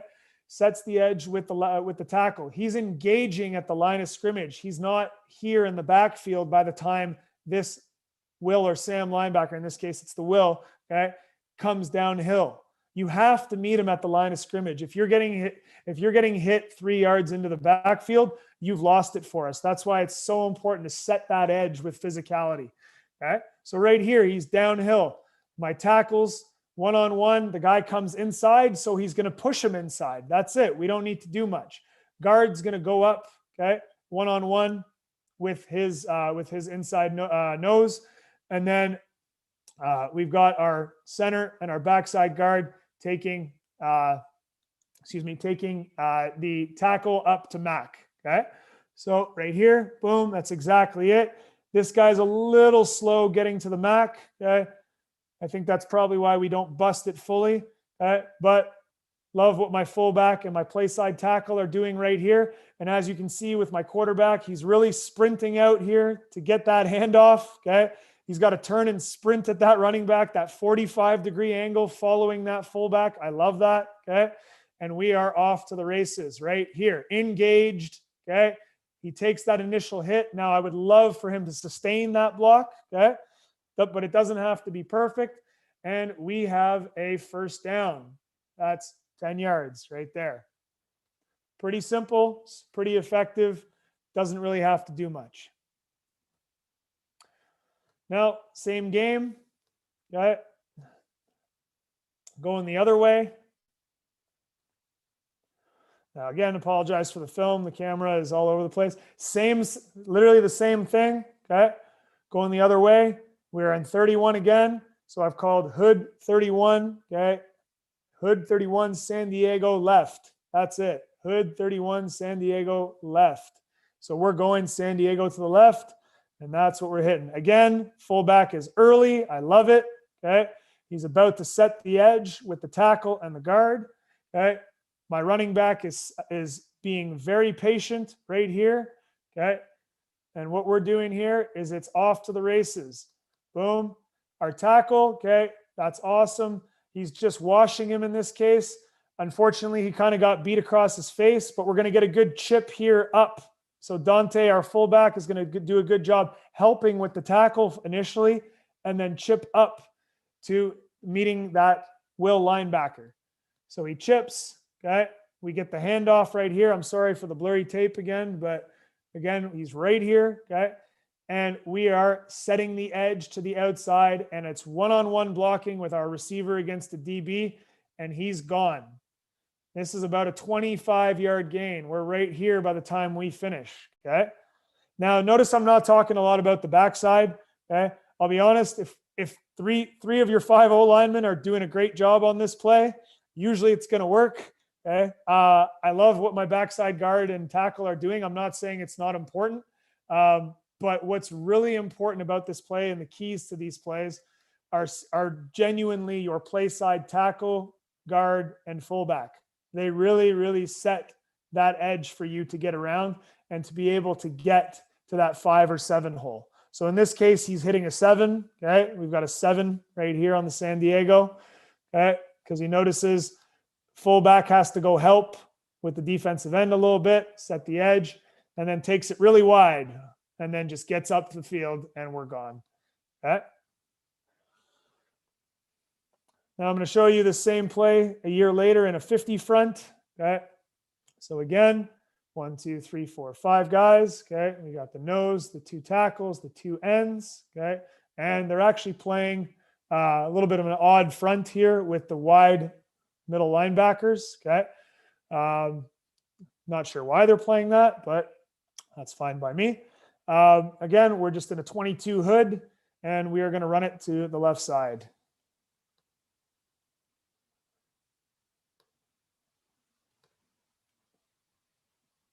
So this one is, I showed this one on purpose because it's a cutback. As I said, not all plays are perfect. Okay. My running back here did a really good job noticing that the edge was not set properly. Okay. We actually got beat to the edge on that one. And so he cut it back, and he cut it back into the dive hole, essentially the 1, 2, and 3, and 4 hole. So right here, the reason we don't set it very early is our fullback is a little late. We're already snapping the ball, and he's nowhere near, okay, the line of scrimmage.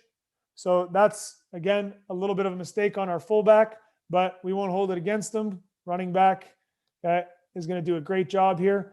Now, we need to do a better job with the tackle washing him out. I don't want him to get upfield. I really wanted him to wash. So this is kind of where we lose a little bit. Okay. Like I said, not everything's a win and not everything's perfect. But where we are winning right now is we're actually winning the battle of the trenches down the middle. Our guard, our center, our backside guard, okay, and our tackle are coming up to second level. All right, looking for guys. So what's happening here is we've engaged, okay, beautifully. Unfortunately, our fullback doesn't really take anybody, but because we have a one-cut runner in the backfield who does a great job getting downhill, he notices that the edge is not set, and he just turns it back. Notice we have all this grass right down the midline, right? If guys are still engaged on their blocks and we have second-level blocking here from the backside O-line, you can still make a play towards the inside, and that's super important because this allows our guy right here to turn essentially what is a broken play to the outside stretch, okay, into a dive. There's your zone right there, okay? He turns it into a dive, and then he takes it outside, and we've got yards. So just goes to show you one cut and the importance of that whole line doing its job can show you that the zone scheme can be hit in multiple holes. And this is the last one I'll show you guys, okay? I like this one because he really takes it wide. Okay. And this is our base formation early in the season. We're in a 22. Okay. Right here. We're in a 22. We're going to run hood 22 San Diego left. And what we're going to end up doing right here, okay, setting the edge beautifully. He's early, okay, right here. He's early, which we love, okay. He engages inside on a pin. He's pinned him inside. That's our fullback, by the way, okay, fullback. So what that allows us to do right here on the pin is to take any of the following 5 and 7. We can take it right off of the hash mark, or we can get to the outside, okay, depending on how these blocks end up. So right here, okay, we've engaged just long enough. We don't get to second level as well as we'd like to, but it's just good enough. As you can see, you might not be able to see it well, but the linebacker is still coming across. But because we've pinned inside and we've created a little bit of chaos off the edge and set the edge, we're still at an advantage, and we can get off to the races with speed with this with our running back. And that's exactly what happens. We got good engagement from the receiver here, okay, and we're gone. And again, that's 15 yards and a first down. Not looking for a home run every play, but I'm definitely looking for 5 or more yards. And that's what I'm looking at. Any questions for the Hood San Diego right and left? Oh, no, you're good, coach. We're only got a few more good comments on there, but nothing, no questions. So if you wanna keep on rolling, that's great. This is awesome stuff. I appreciate it. Moving into the gun portion then, I only have one really big clip. I didn't love this, and Coach James, who's my O-line coach, we didn't love running stretch from gun very much. We find it very slow developing from the gun perspective. We like it better in Hood, but of course, as is every play, we have to run them because, you know, this is what we do, and sometimes it turns into a big gain. So this is probably the biggest gain we have out of gun. It's not a huge gain, but I do find it a little bit more slow developing than others.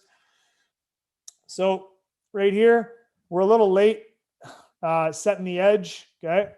I've got my left tackle right here. He should be, instead of taking steps back, he should wash. Okay. He needs to wash him out. So take him on this yellow line essentially and wash him to the sideline. So that would help my fullback actually take the 5 hole instead of the 7. Okay. Or this, yeah, in that case, my left guard, okay, is going to do a good job engaging the nose right here. Excuse me. Okay. This is what I don't love right here. Okay. Again, he's already 3 yards in our backfield. So not my favorite play in the world, but we do get help from the fullback, and we are still able to get enough good blocking right here. And he holds him up just enough here to hit the 5 hole. And Craig, who is a great running back in 2017, is a one-cut runner, like I said. And our fullback keeps moving after chipping and moving just enough to get that edge and seal that edge in order to get to the outside. So, like I said, not my favorite play. We didn't really run it enough. We did practice it quite a bit, but it was one of those plays where we preferred that year to run it in Hood, and so it was just I just found it very slow in terms of setting the edge. Under center, Dante was way more adept at getting there on set and hitting that hole with confidence. He does a great job here, engaging twice, okay, helping with, which is a clearly beaten tackle, and then also helping a little bit with, which is his actual block. He should be setting the edge on this will, which gives us just enough. And then our guys on this side, okay, are doing just enough. Okay, again, an undersized O-line, just trying to get there and making some plays for Craig, who is an absolute beast, and I loved having him. Okay. Any questions? Last one here. So we got to push LA. So for every LA that we run and every stretch that we run, we have to give the fullback some love, because the fullback is the catalyst to making this offense work properly. So there is no reason not to have a fullback dive other than getting the guy in the end zone on short yardage, or a short yardage gain for 4 or 5 yards in the dive formation. And we want to show that fullback some love and tell him, you know what, you've been blocking this whole time. Get us a first down, get us a touchdown. And these are the exact plays, and they've worked well for us in short yardage situations. Essentially, I'm not going to go into too much detail because it's run exactly like Los Angeles, LA. The only difference is we're running a quick handoff to the fullback, and what I'm looking for here is with his toes at 3 or 4 yards, he's going to follow the center to the play side and take the handoff downhill. It's a 1-2 hole run. Okay. I'm not asking him to zone this one. I really want him to hit it vertical, and he's just going to push forward for yards. If he ends up in the center's butt, that's fine. Use him as leverage, or, push forward with him, get 4 or 5 yards. I'm not asking for a touchdown. If it's in the goal line situation and it's second and short, we're obviously going to score. We want to do that. But if it's, second and short in the middle of the field, I just want a first down. Okay? That's it. That's all I want. What's really important here is what causes the defense to freeze, unlike actual LA, is we do end up running a fake toss action with the running back and the quarterback. So while we do turn and spin and give that quick handoff, we also have a secondary fake toss action to the running back. And that running back is running away from the play side. And that's super important because it freezes the defense just enough to think, well, that's where that running back's going. And we want that running back to fake opposite of the lead, almost like a stretch, like we're running that stretch play, right? So it's kind of conducive to both LA and San Diego, and it makes the defense freeze for a half second, and you'll see it on film as well. Everything else is the same on offensive line. It's all LA steps. So everything I explained before, it's the same science, it's the same steps, it's the same downhill. So here's a couple plays in that situation. Okay, two in wide and 1 in tight. So in 2018, okay, ran it really well with Noah. Noah runs really hard downhill, and I really wanted to reward him because he's one of those guys who never came off the field. He played linebacker as well as fullback and special teams. So got to show him some love every now and again. And this was a perfect opportunity, second and short. They're kind of stacking the line, running almost a 50 front in this case, and we're in double tight, so that's fine. What we're going to do is we're just going to come right off the center and the center's ass. The guard's going to push out, and we're going to drag guys for 4 yards. So here's what that looks like. All right. And that's exactly what I'm talking about when I say use your center as leverage right here. Okay. He's pushing into the center. Okay. So that's where we're looking to run. It's a 1-2 hole. Okay. And he's pushing into the center as leverage. Quarterback's done a good job right here on the fake. Okay. We get the quick handoff, and he's running that fake. It freezes the left side enough to make it think like they're going that way. Okay. Fake toss, fake stretch.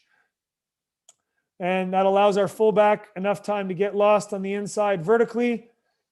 We do a great job blocking with the center on the nose, and the guard on the tackle here. The tackle on the end. And the tight end is taking the linebacker. So what that allows us to do is push forward. Noah does a good job keeping his feet moving, and that's 4 or 5 yards right there and a first down. Nothing crazy, right?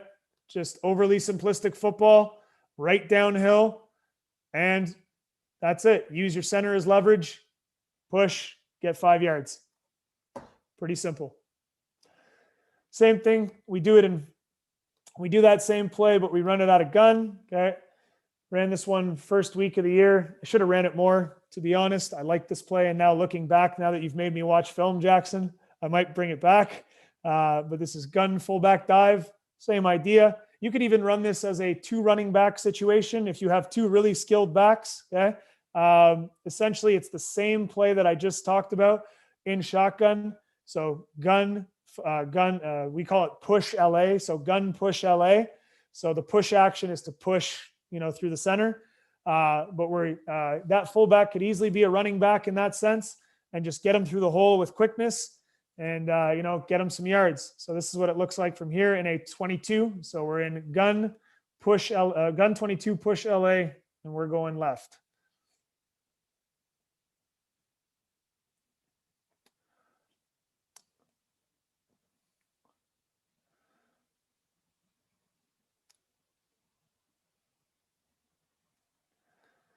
So again, not a lot of yards, but we got enough.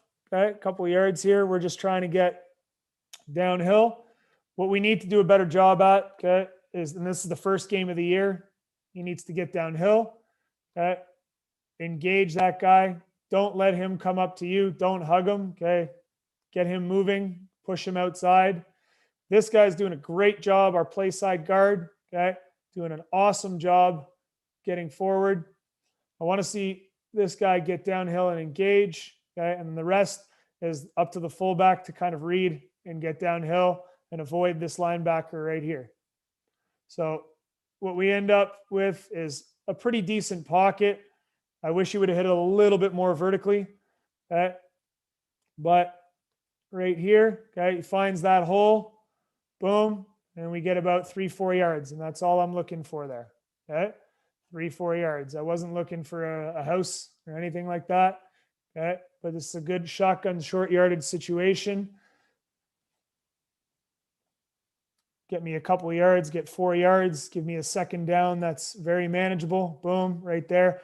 Now, like I said, I would have preferred he'd actually gone a little bit more inside, but he engages and he keeps his feet moving.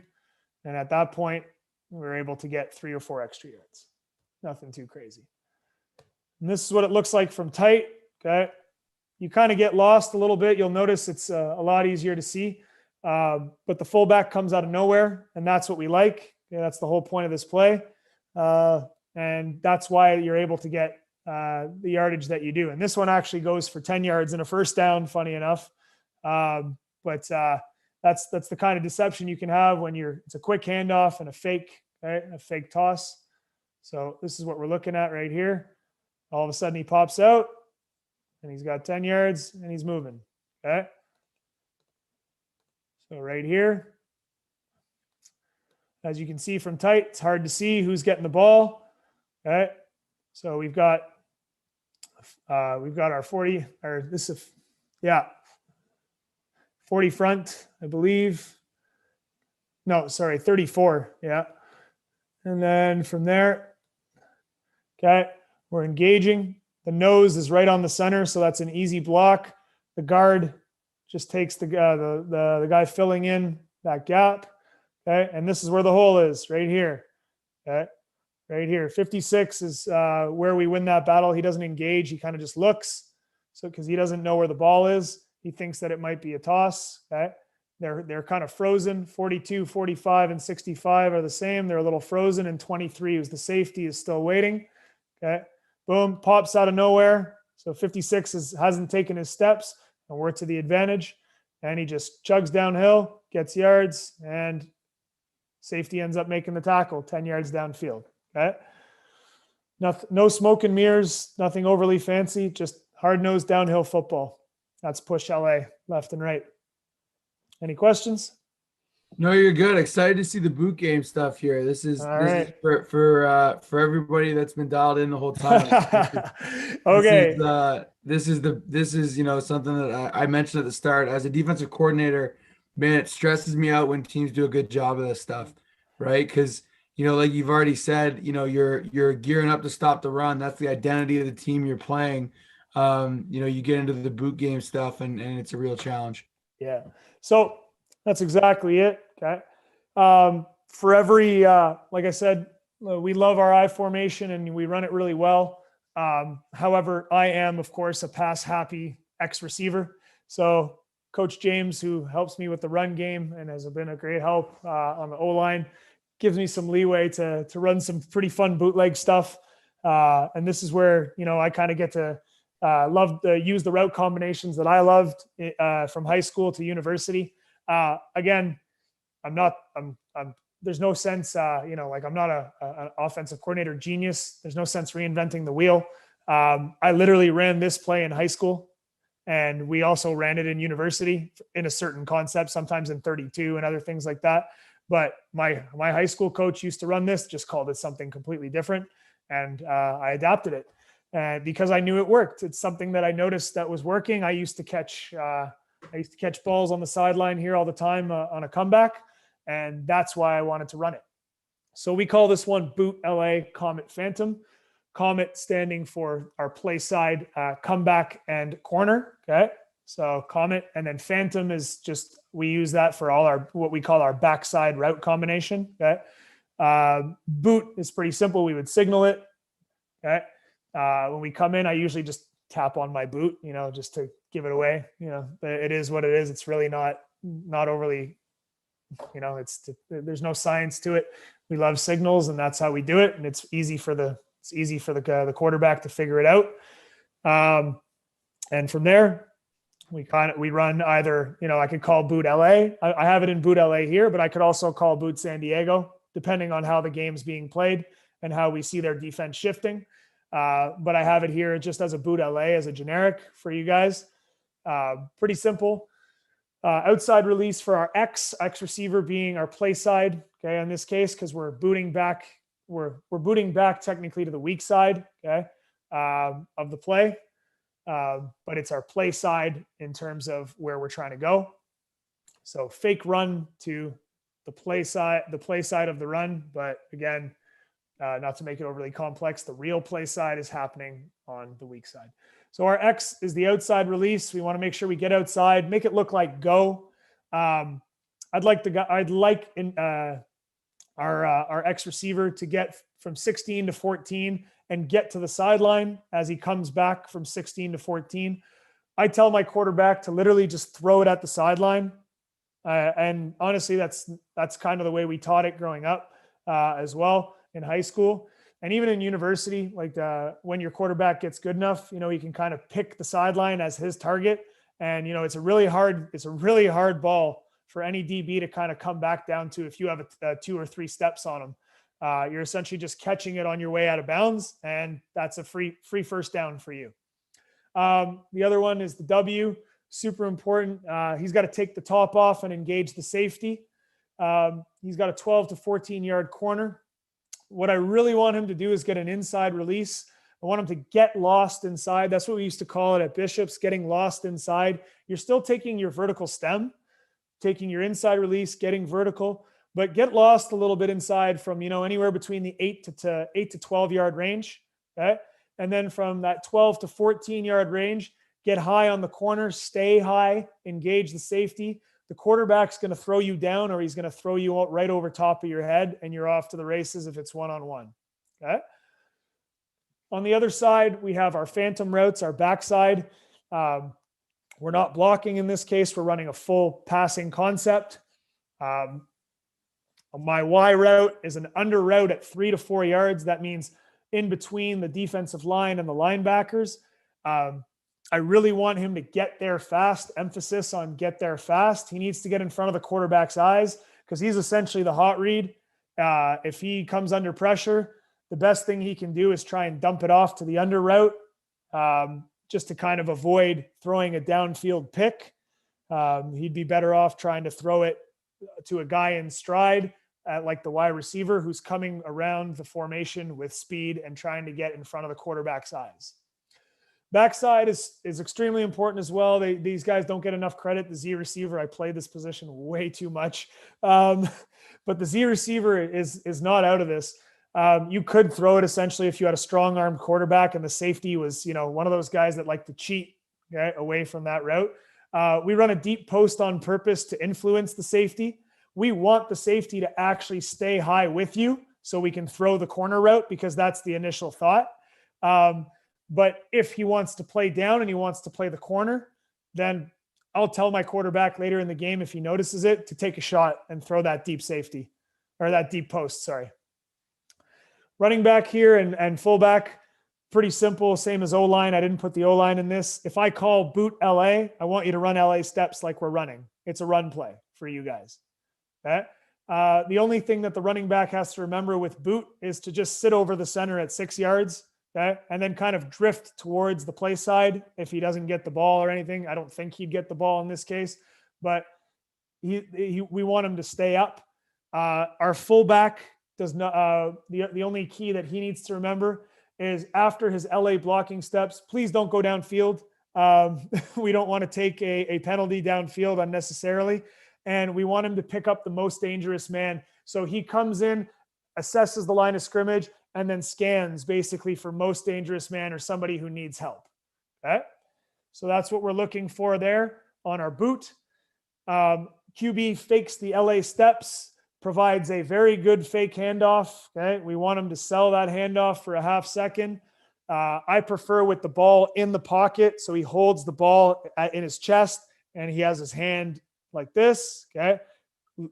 Not showing the defense where the ball is.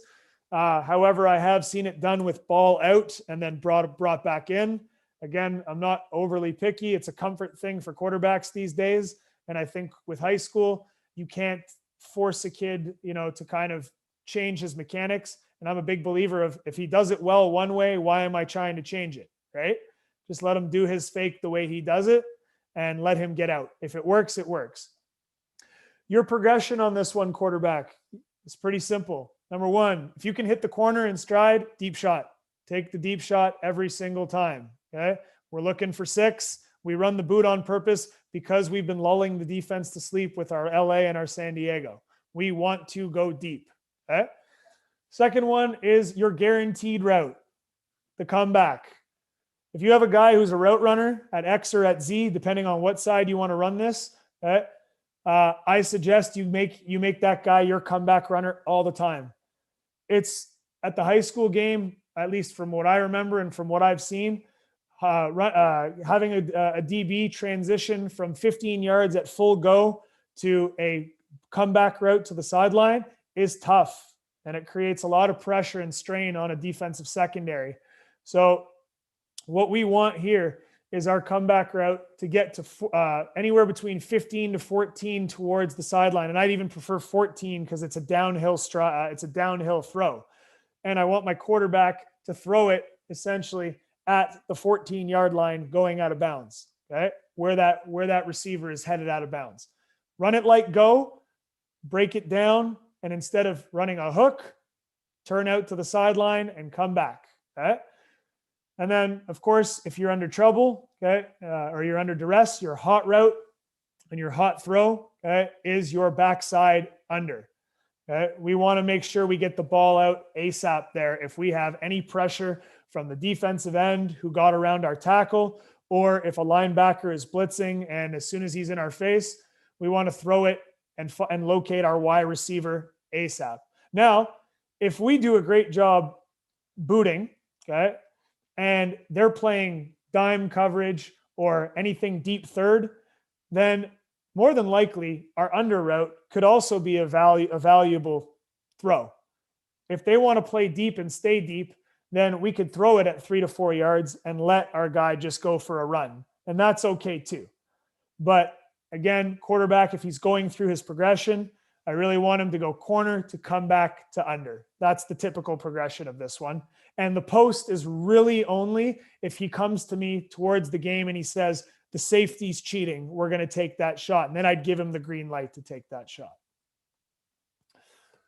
The other one is Gator. Nothing changes too much. We still run Phantom on the backside and we still have LA. Okay. Gator is just a bigger version of what we call blue. So we have a color series in passing and we also have an animal series. So color and animal, and we try to affiliate them with schools. So blue and Gator, that's pretty obvious, right? Okay.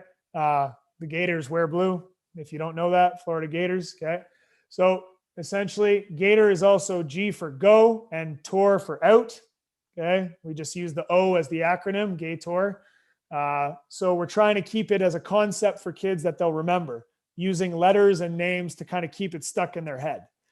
And so in this case, it's the Gator is the deeper version of our blue. And we run a 15 to 16 yard out and the X runs a go route. Phantom is still Phantom on the backside with the under and the post. Okay. But what I really want to see on the play side of Gator is I want to see an outside release go. I want the DB to be influenced, and I want you to keep running. Do not stop. Okay. One, you might get the ball. It might just be a one-on-one. Okay. Or two, you've opened up the sideline for our out route, and the timing is perfect. So that means W, what you're doing is taking a 15, 16-yard out route to inside release. I know it doesn't sound natural, but again, the idea of getting lost, okay, during that vertical part of your stem. That's what we used to call it. Influence that will linebacker as you come in, get your halfback's eyes on you, and then run that double move, stem out to the outside, and then time that up at 15 to 16 yards on the bootleg with your quarterback throwing you the ball. Everything else is the same. LA steps, LA everything, and QB, your progression is go. If we can toss a go route, we'll toss the go route to out to under. Okay. So go, if we can get that if we can turn quickly and get that one-on-one matchup, throw it. Okay. That out route is that easy money route. Okay. What we call the easy safe play. Okay. The safe route, your guarantee. And then the third is always your hot route. Okay. That's your progression. Pretty simple. Again, same thing. If the safety cheats, we talk about it. We come back out in the second half and we try and throw a post. Okay. So this is what it looks like. Boot LA, San Diego passing. All right. So you'll see it in different concepts here. This one was awesome. This guy right here, Thurpam Thomas, now plays at Calgary, was a recent national champion in 2019. I think he played a couple games that year, got to dress. Great player. And he was the guy that really helped us run this play properly because he's a route runner. And, you know, he, unfortunately, I'm going to call him out on this one. He ran it a little short, but it allows us to kind of run a boot properly. And you'll see here with our LA steps how we end up on the boot. So I'll just let it run the first time, and then I'll do a little bit of coaching again.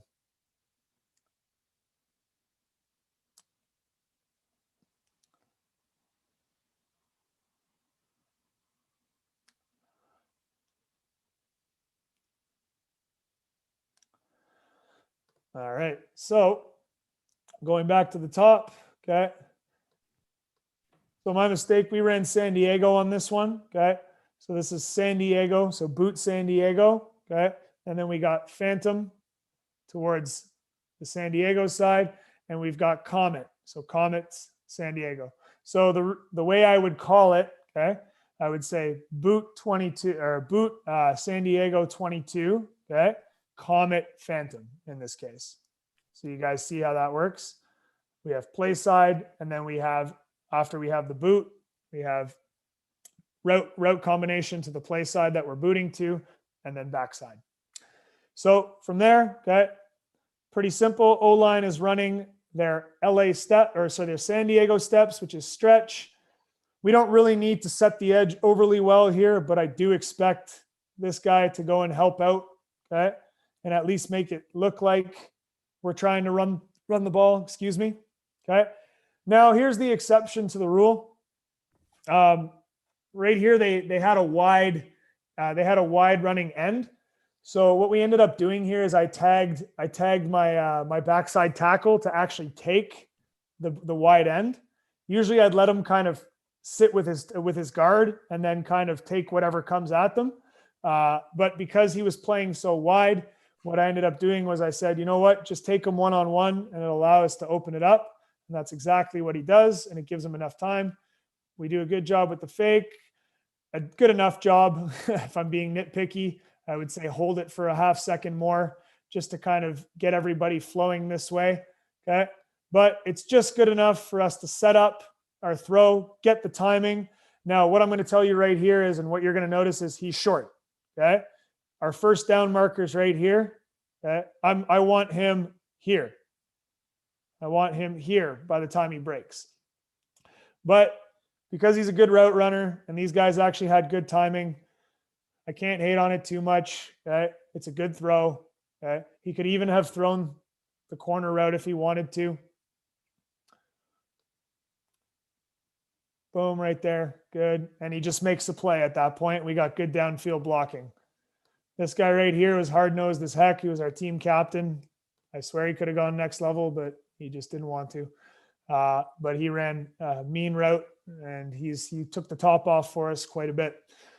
What I also notice here, what I want you to notice is if he's in trouble and say this defensive end was in his face early, he's got to locate right here. There's a guy coming across the Y. He's going to get lost a little bit, okay?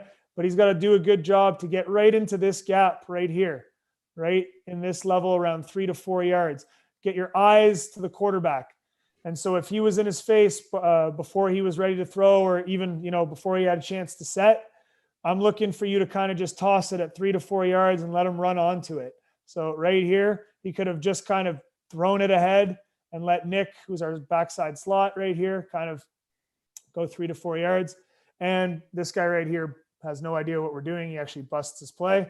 But later on in the game, you'll notice the safety cheats with the corner, and we could run that post on him if he really wanted to.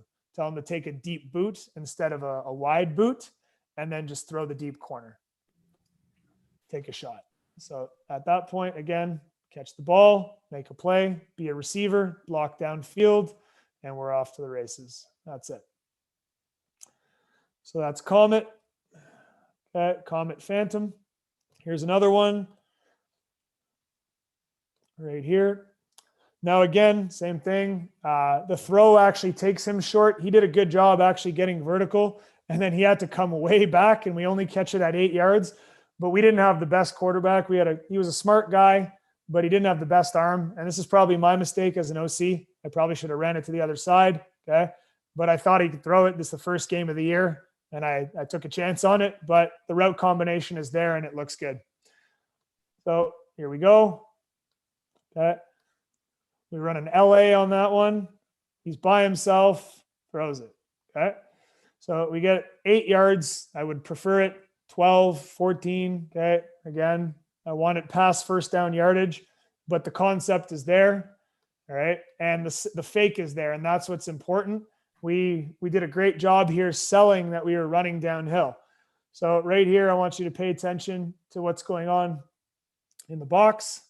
So we run LA here, straight down. Okay. Right here. Boom. 40 is frozen. Okay. He's checking the run. We have a great fake right here. Okay. They're looking for the run. They've shifted over, and this frees up our guys here to go one-on-one with their defenders, their DBs. So with a good fake, boom, 40's sucked in right here. He's all the way inside. We've shifted. This whole line is all the way to the left. Now, if this guy was a burner and we had a dual threat quarterback, I'd tell him to run the ball. But he was just a smart boy with, a decent arm and decent athleticism. So we liked him to post up and make his throw. So good. He sets up. He's got lots of time. Okay. What I'd like him to do here, right here. Okay. This is where I want him to throw it kind of at the blue line at the sideline. Now, of course, he throws a little short, but our receiver does a great job with his downhill stem towards the ball. And that's what's important about this comeback route. You have to come back downhill. Okay. Now, of course, like I said, he's doing it at 8 yards, but it's the same concept if he was doing it at 14 yards. You need to come back downhill towards the sideline, and quarterback's job is to throw it at the sideline. So right here, boom, throws it, good, catches the ball, all right, and we get yards. What I'm looking at here, okay, on the backside, one thing we need to work on, okay, my slot back on this side, okay, is a little too deep. I really don't want him over the linebackers, okay? I really want him coming here. You've got to find a hole, okay? So right now he's here at about 7 yards, but that's slow, okay? By the time this guy's booted, which is right here, he's not even past the hash marks, okay? We need him to be in the quarterback's face right now, literally right now. So he could easily have just dumped it off to him. And we had a talk with him during the game and, fixed it up. But same thing on the backside, okay? Wherever that safety cheats, which is right here, we could have thrown a post. Right now they're playing cover 3, so the post is not on. But again, we have the post influencing the safety in the deep half right here, okay? That's awesome. And we run that route to a completion. Perfect. last one of the day here. This is the only one I had on film that's Gator, and it's in tight. So I'll do the best I can, but this just shows you the freeze action. So our quarterback does a great job on the fake, and it shows you the shift. We run LA boot. Okay. Notice everyone thinks we're running the ball. Okay. Everyone's frozen. Eyes are locked this way. 45's looking this way. 65's looking this way. Okay. Everybody else has their eyes on what they think is a run. And meanwhile, our quarterback is off to the races here. And we've got our tackle making a great block here on 42. Okay. So boom. Okay. Does just enough. Okay. And that's all I can ask for to set the edge. This guy's an athlete. Okay. We let him get to the outside. And we have our out route right here. Boom. Okay. Matt who's downfield. Okay. Just broke off of his go route because he noticed the ball was caught and he's looking for a block. Okay. And this is 16, 17 yards. We got lucky, he fumbled out of bounds, but you get the idea, right? Doesn't have to be overly complex, guys. It just has to be run properly. And we spend a lot of time doing these plays. Like these 4 plays are pretty much 1A, 1B, 2A, 2B from day one. I really don't want to spend too much time adding too much more. I'd say the most plays I've ever run in a year, different plays, is 20, 10 runs and 10 passes. And the least amount, which was actually with one of these teams, is 10, because we only ran 10 of them right. And some of them we ran so well that we only needed that many. So sometimes simple is better, less is better, and smash mouth football does work. Any questions? Yeah, I think it's, the bootleg stuff is great. I think one of the key points you brought up is having that outlet for the quarterback, like that phantom concept coming from the backside. I like what you said about, having that guy be in the flat, because, both the concepts you laid out are really, you have your vertical route and then you have your mid-level route. Yeah. It's important for that drag route, I think, to be shallow and to be available. Like if you get like a blitzing halfback or something and the quarterback's got to pull up, you got to have an option for them to go to. And I think that's something that I really liked. And, if you do want to run the drag deeper, one of your routes on the front side has to kind of be like a flat route so that you can get the ball out if you need to. And I think it's just even the way you have it structured, where you're basically just calling the run play with that boot tag. You're not, because I know you can get complicated with protections and stuff, but like, just keeping it simple for your offensive line and letting you're a downhill run team. That end is going to want to chase those downhill runs.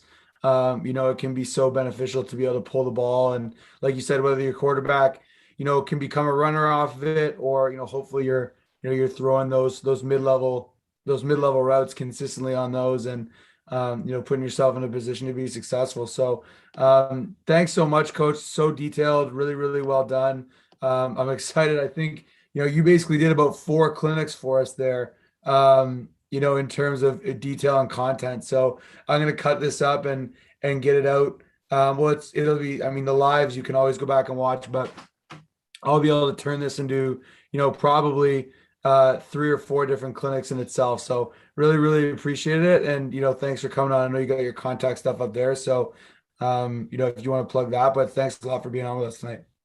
Thank you, Jackson. And like I said on here, appreciate you guys having me on. And I think this is, one of the great honors in Canadian football right now is to get asked to kind of do these podcasts. And I'm really humbled and truly grateful that you think that highly of me, because sometimes I wonder as a young coach, just and I still think I'm young in the game and learning. And there's so many great coaches out there in the Canadian game that need so much more respect.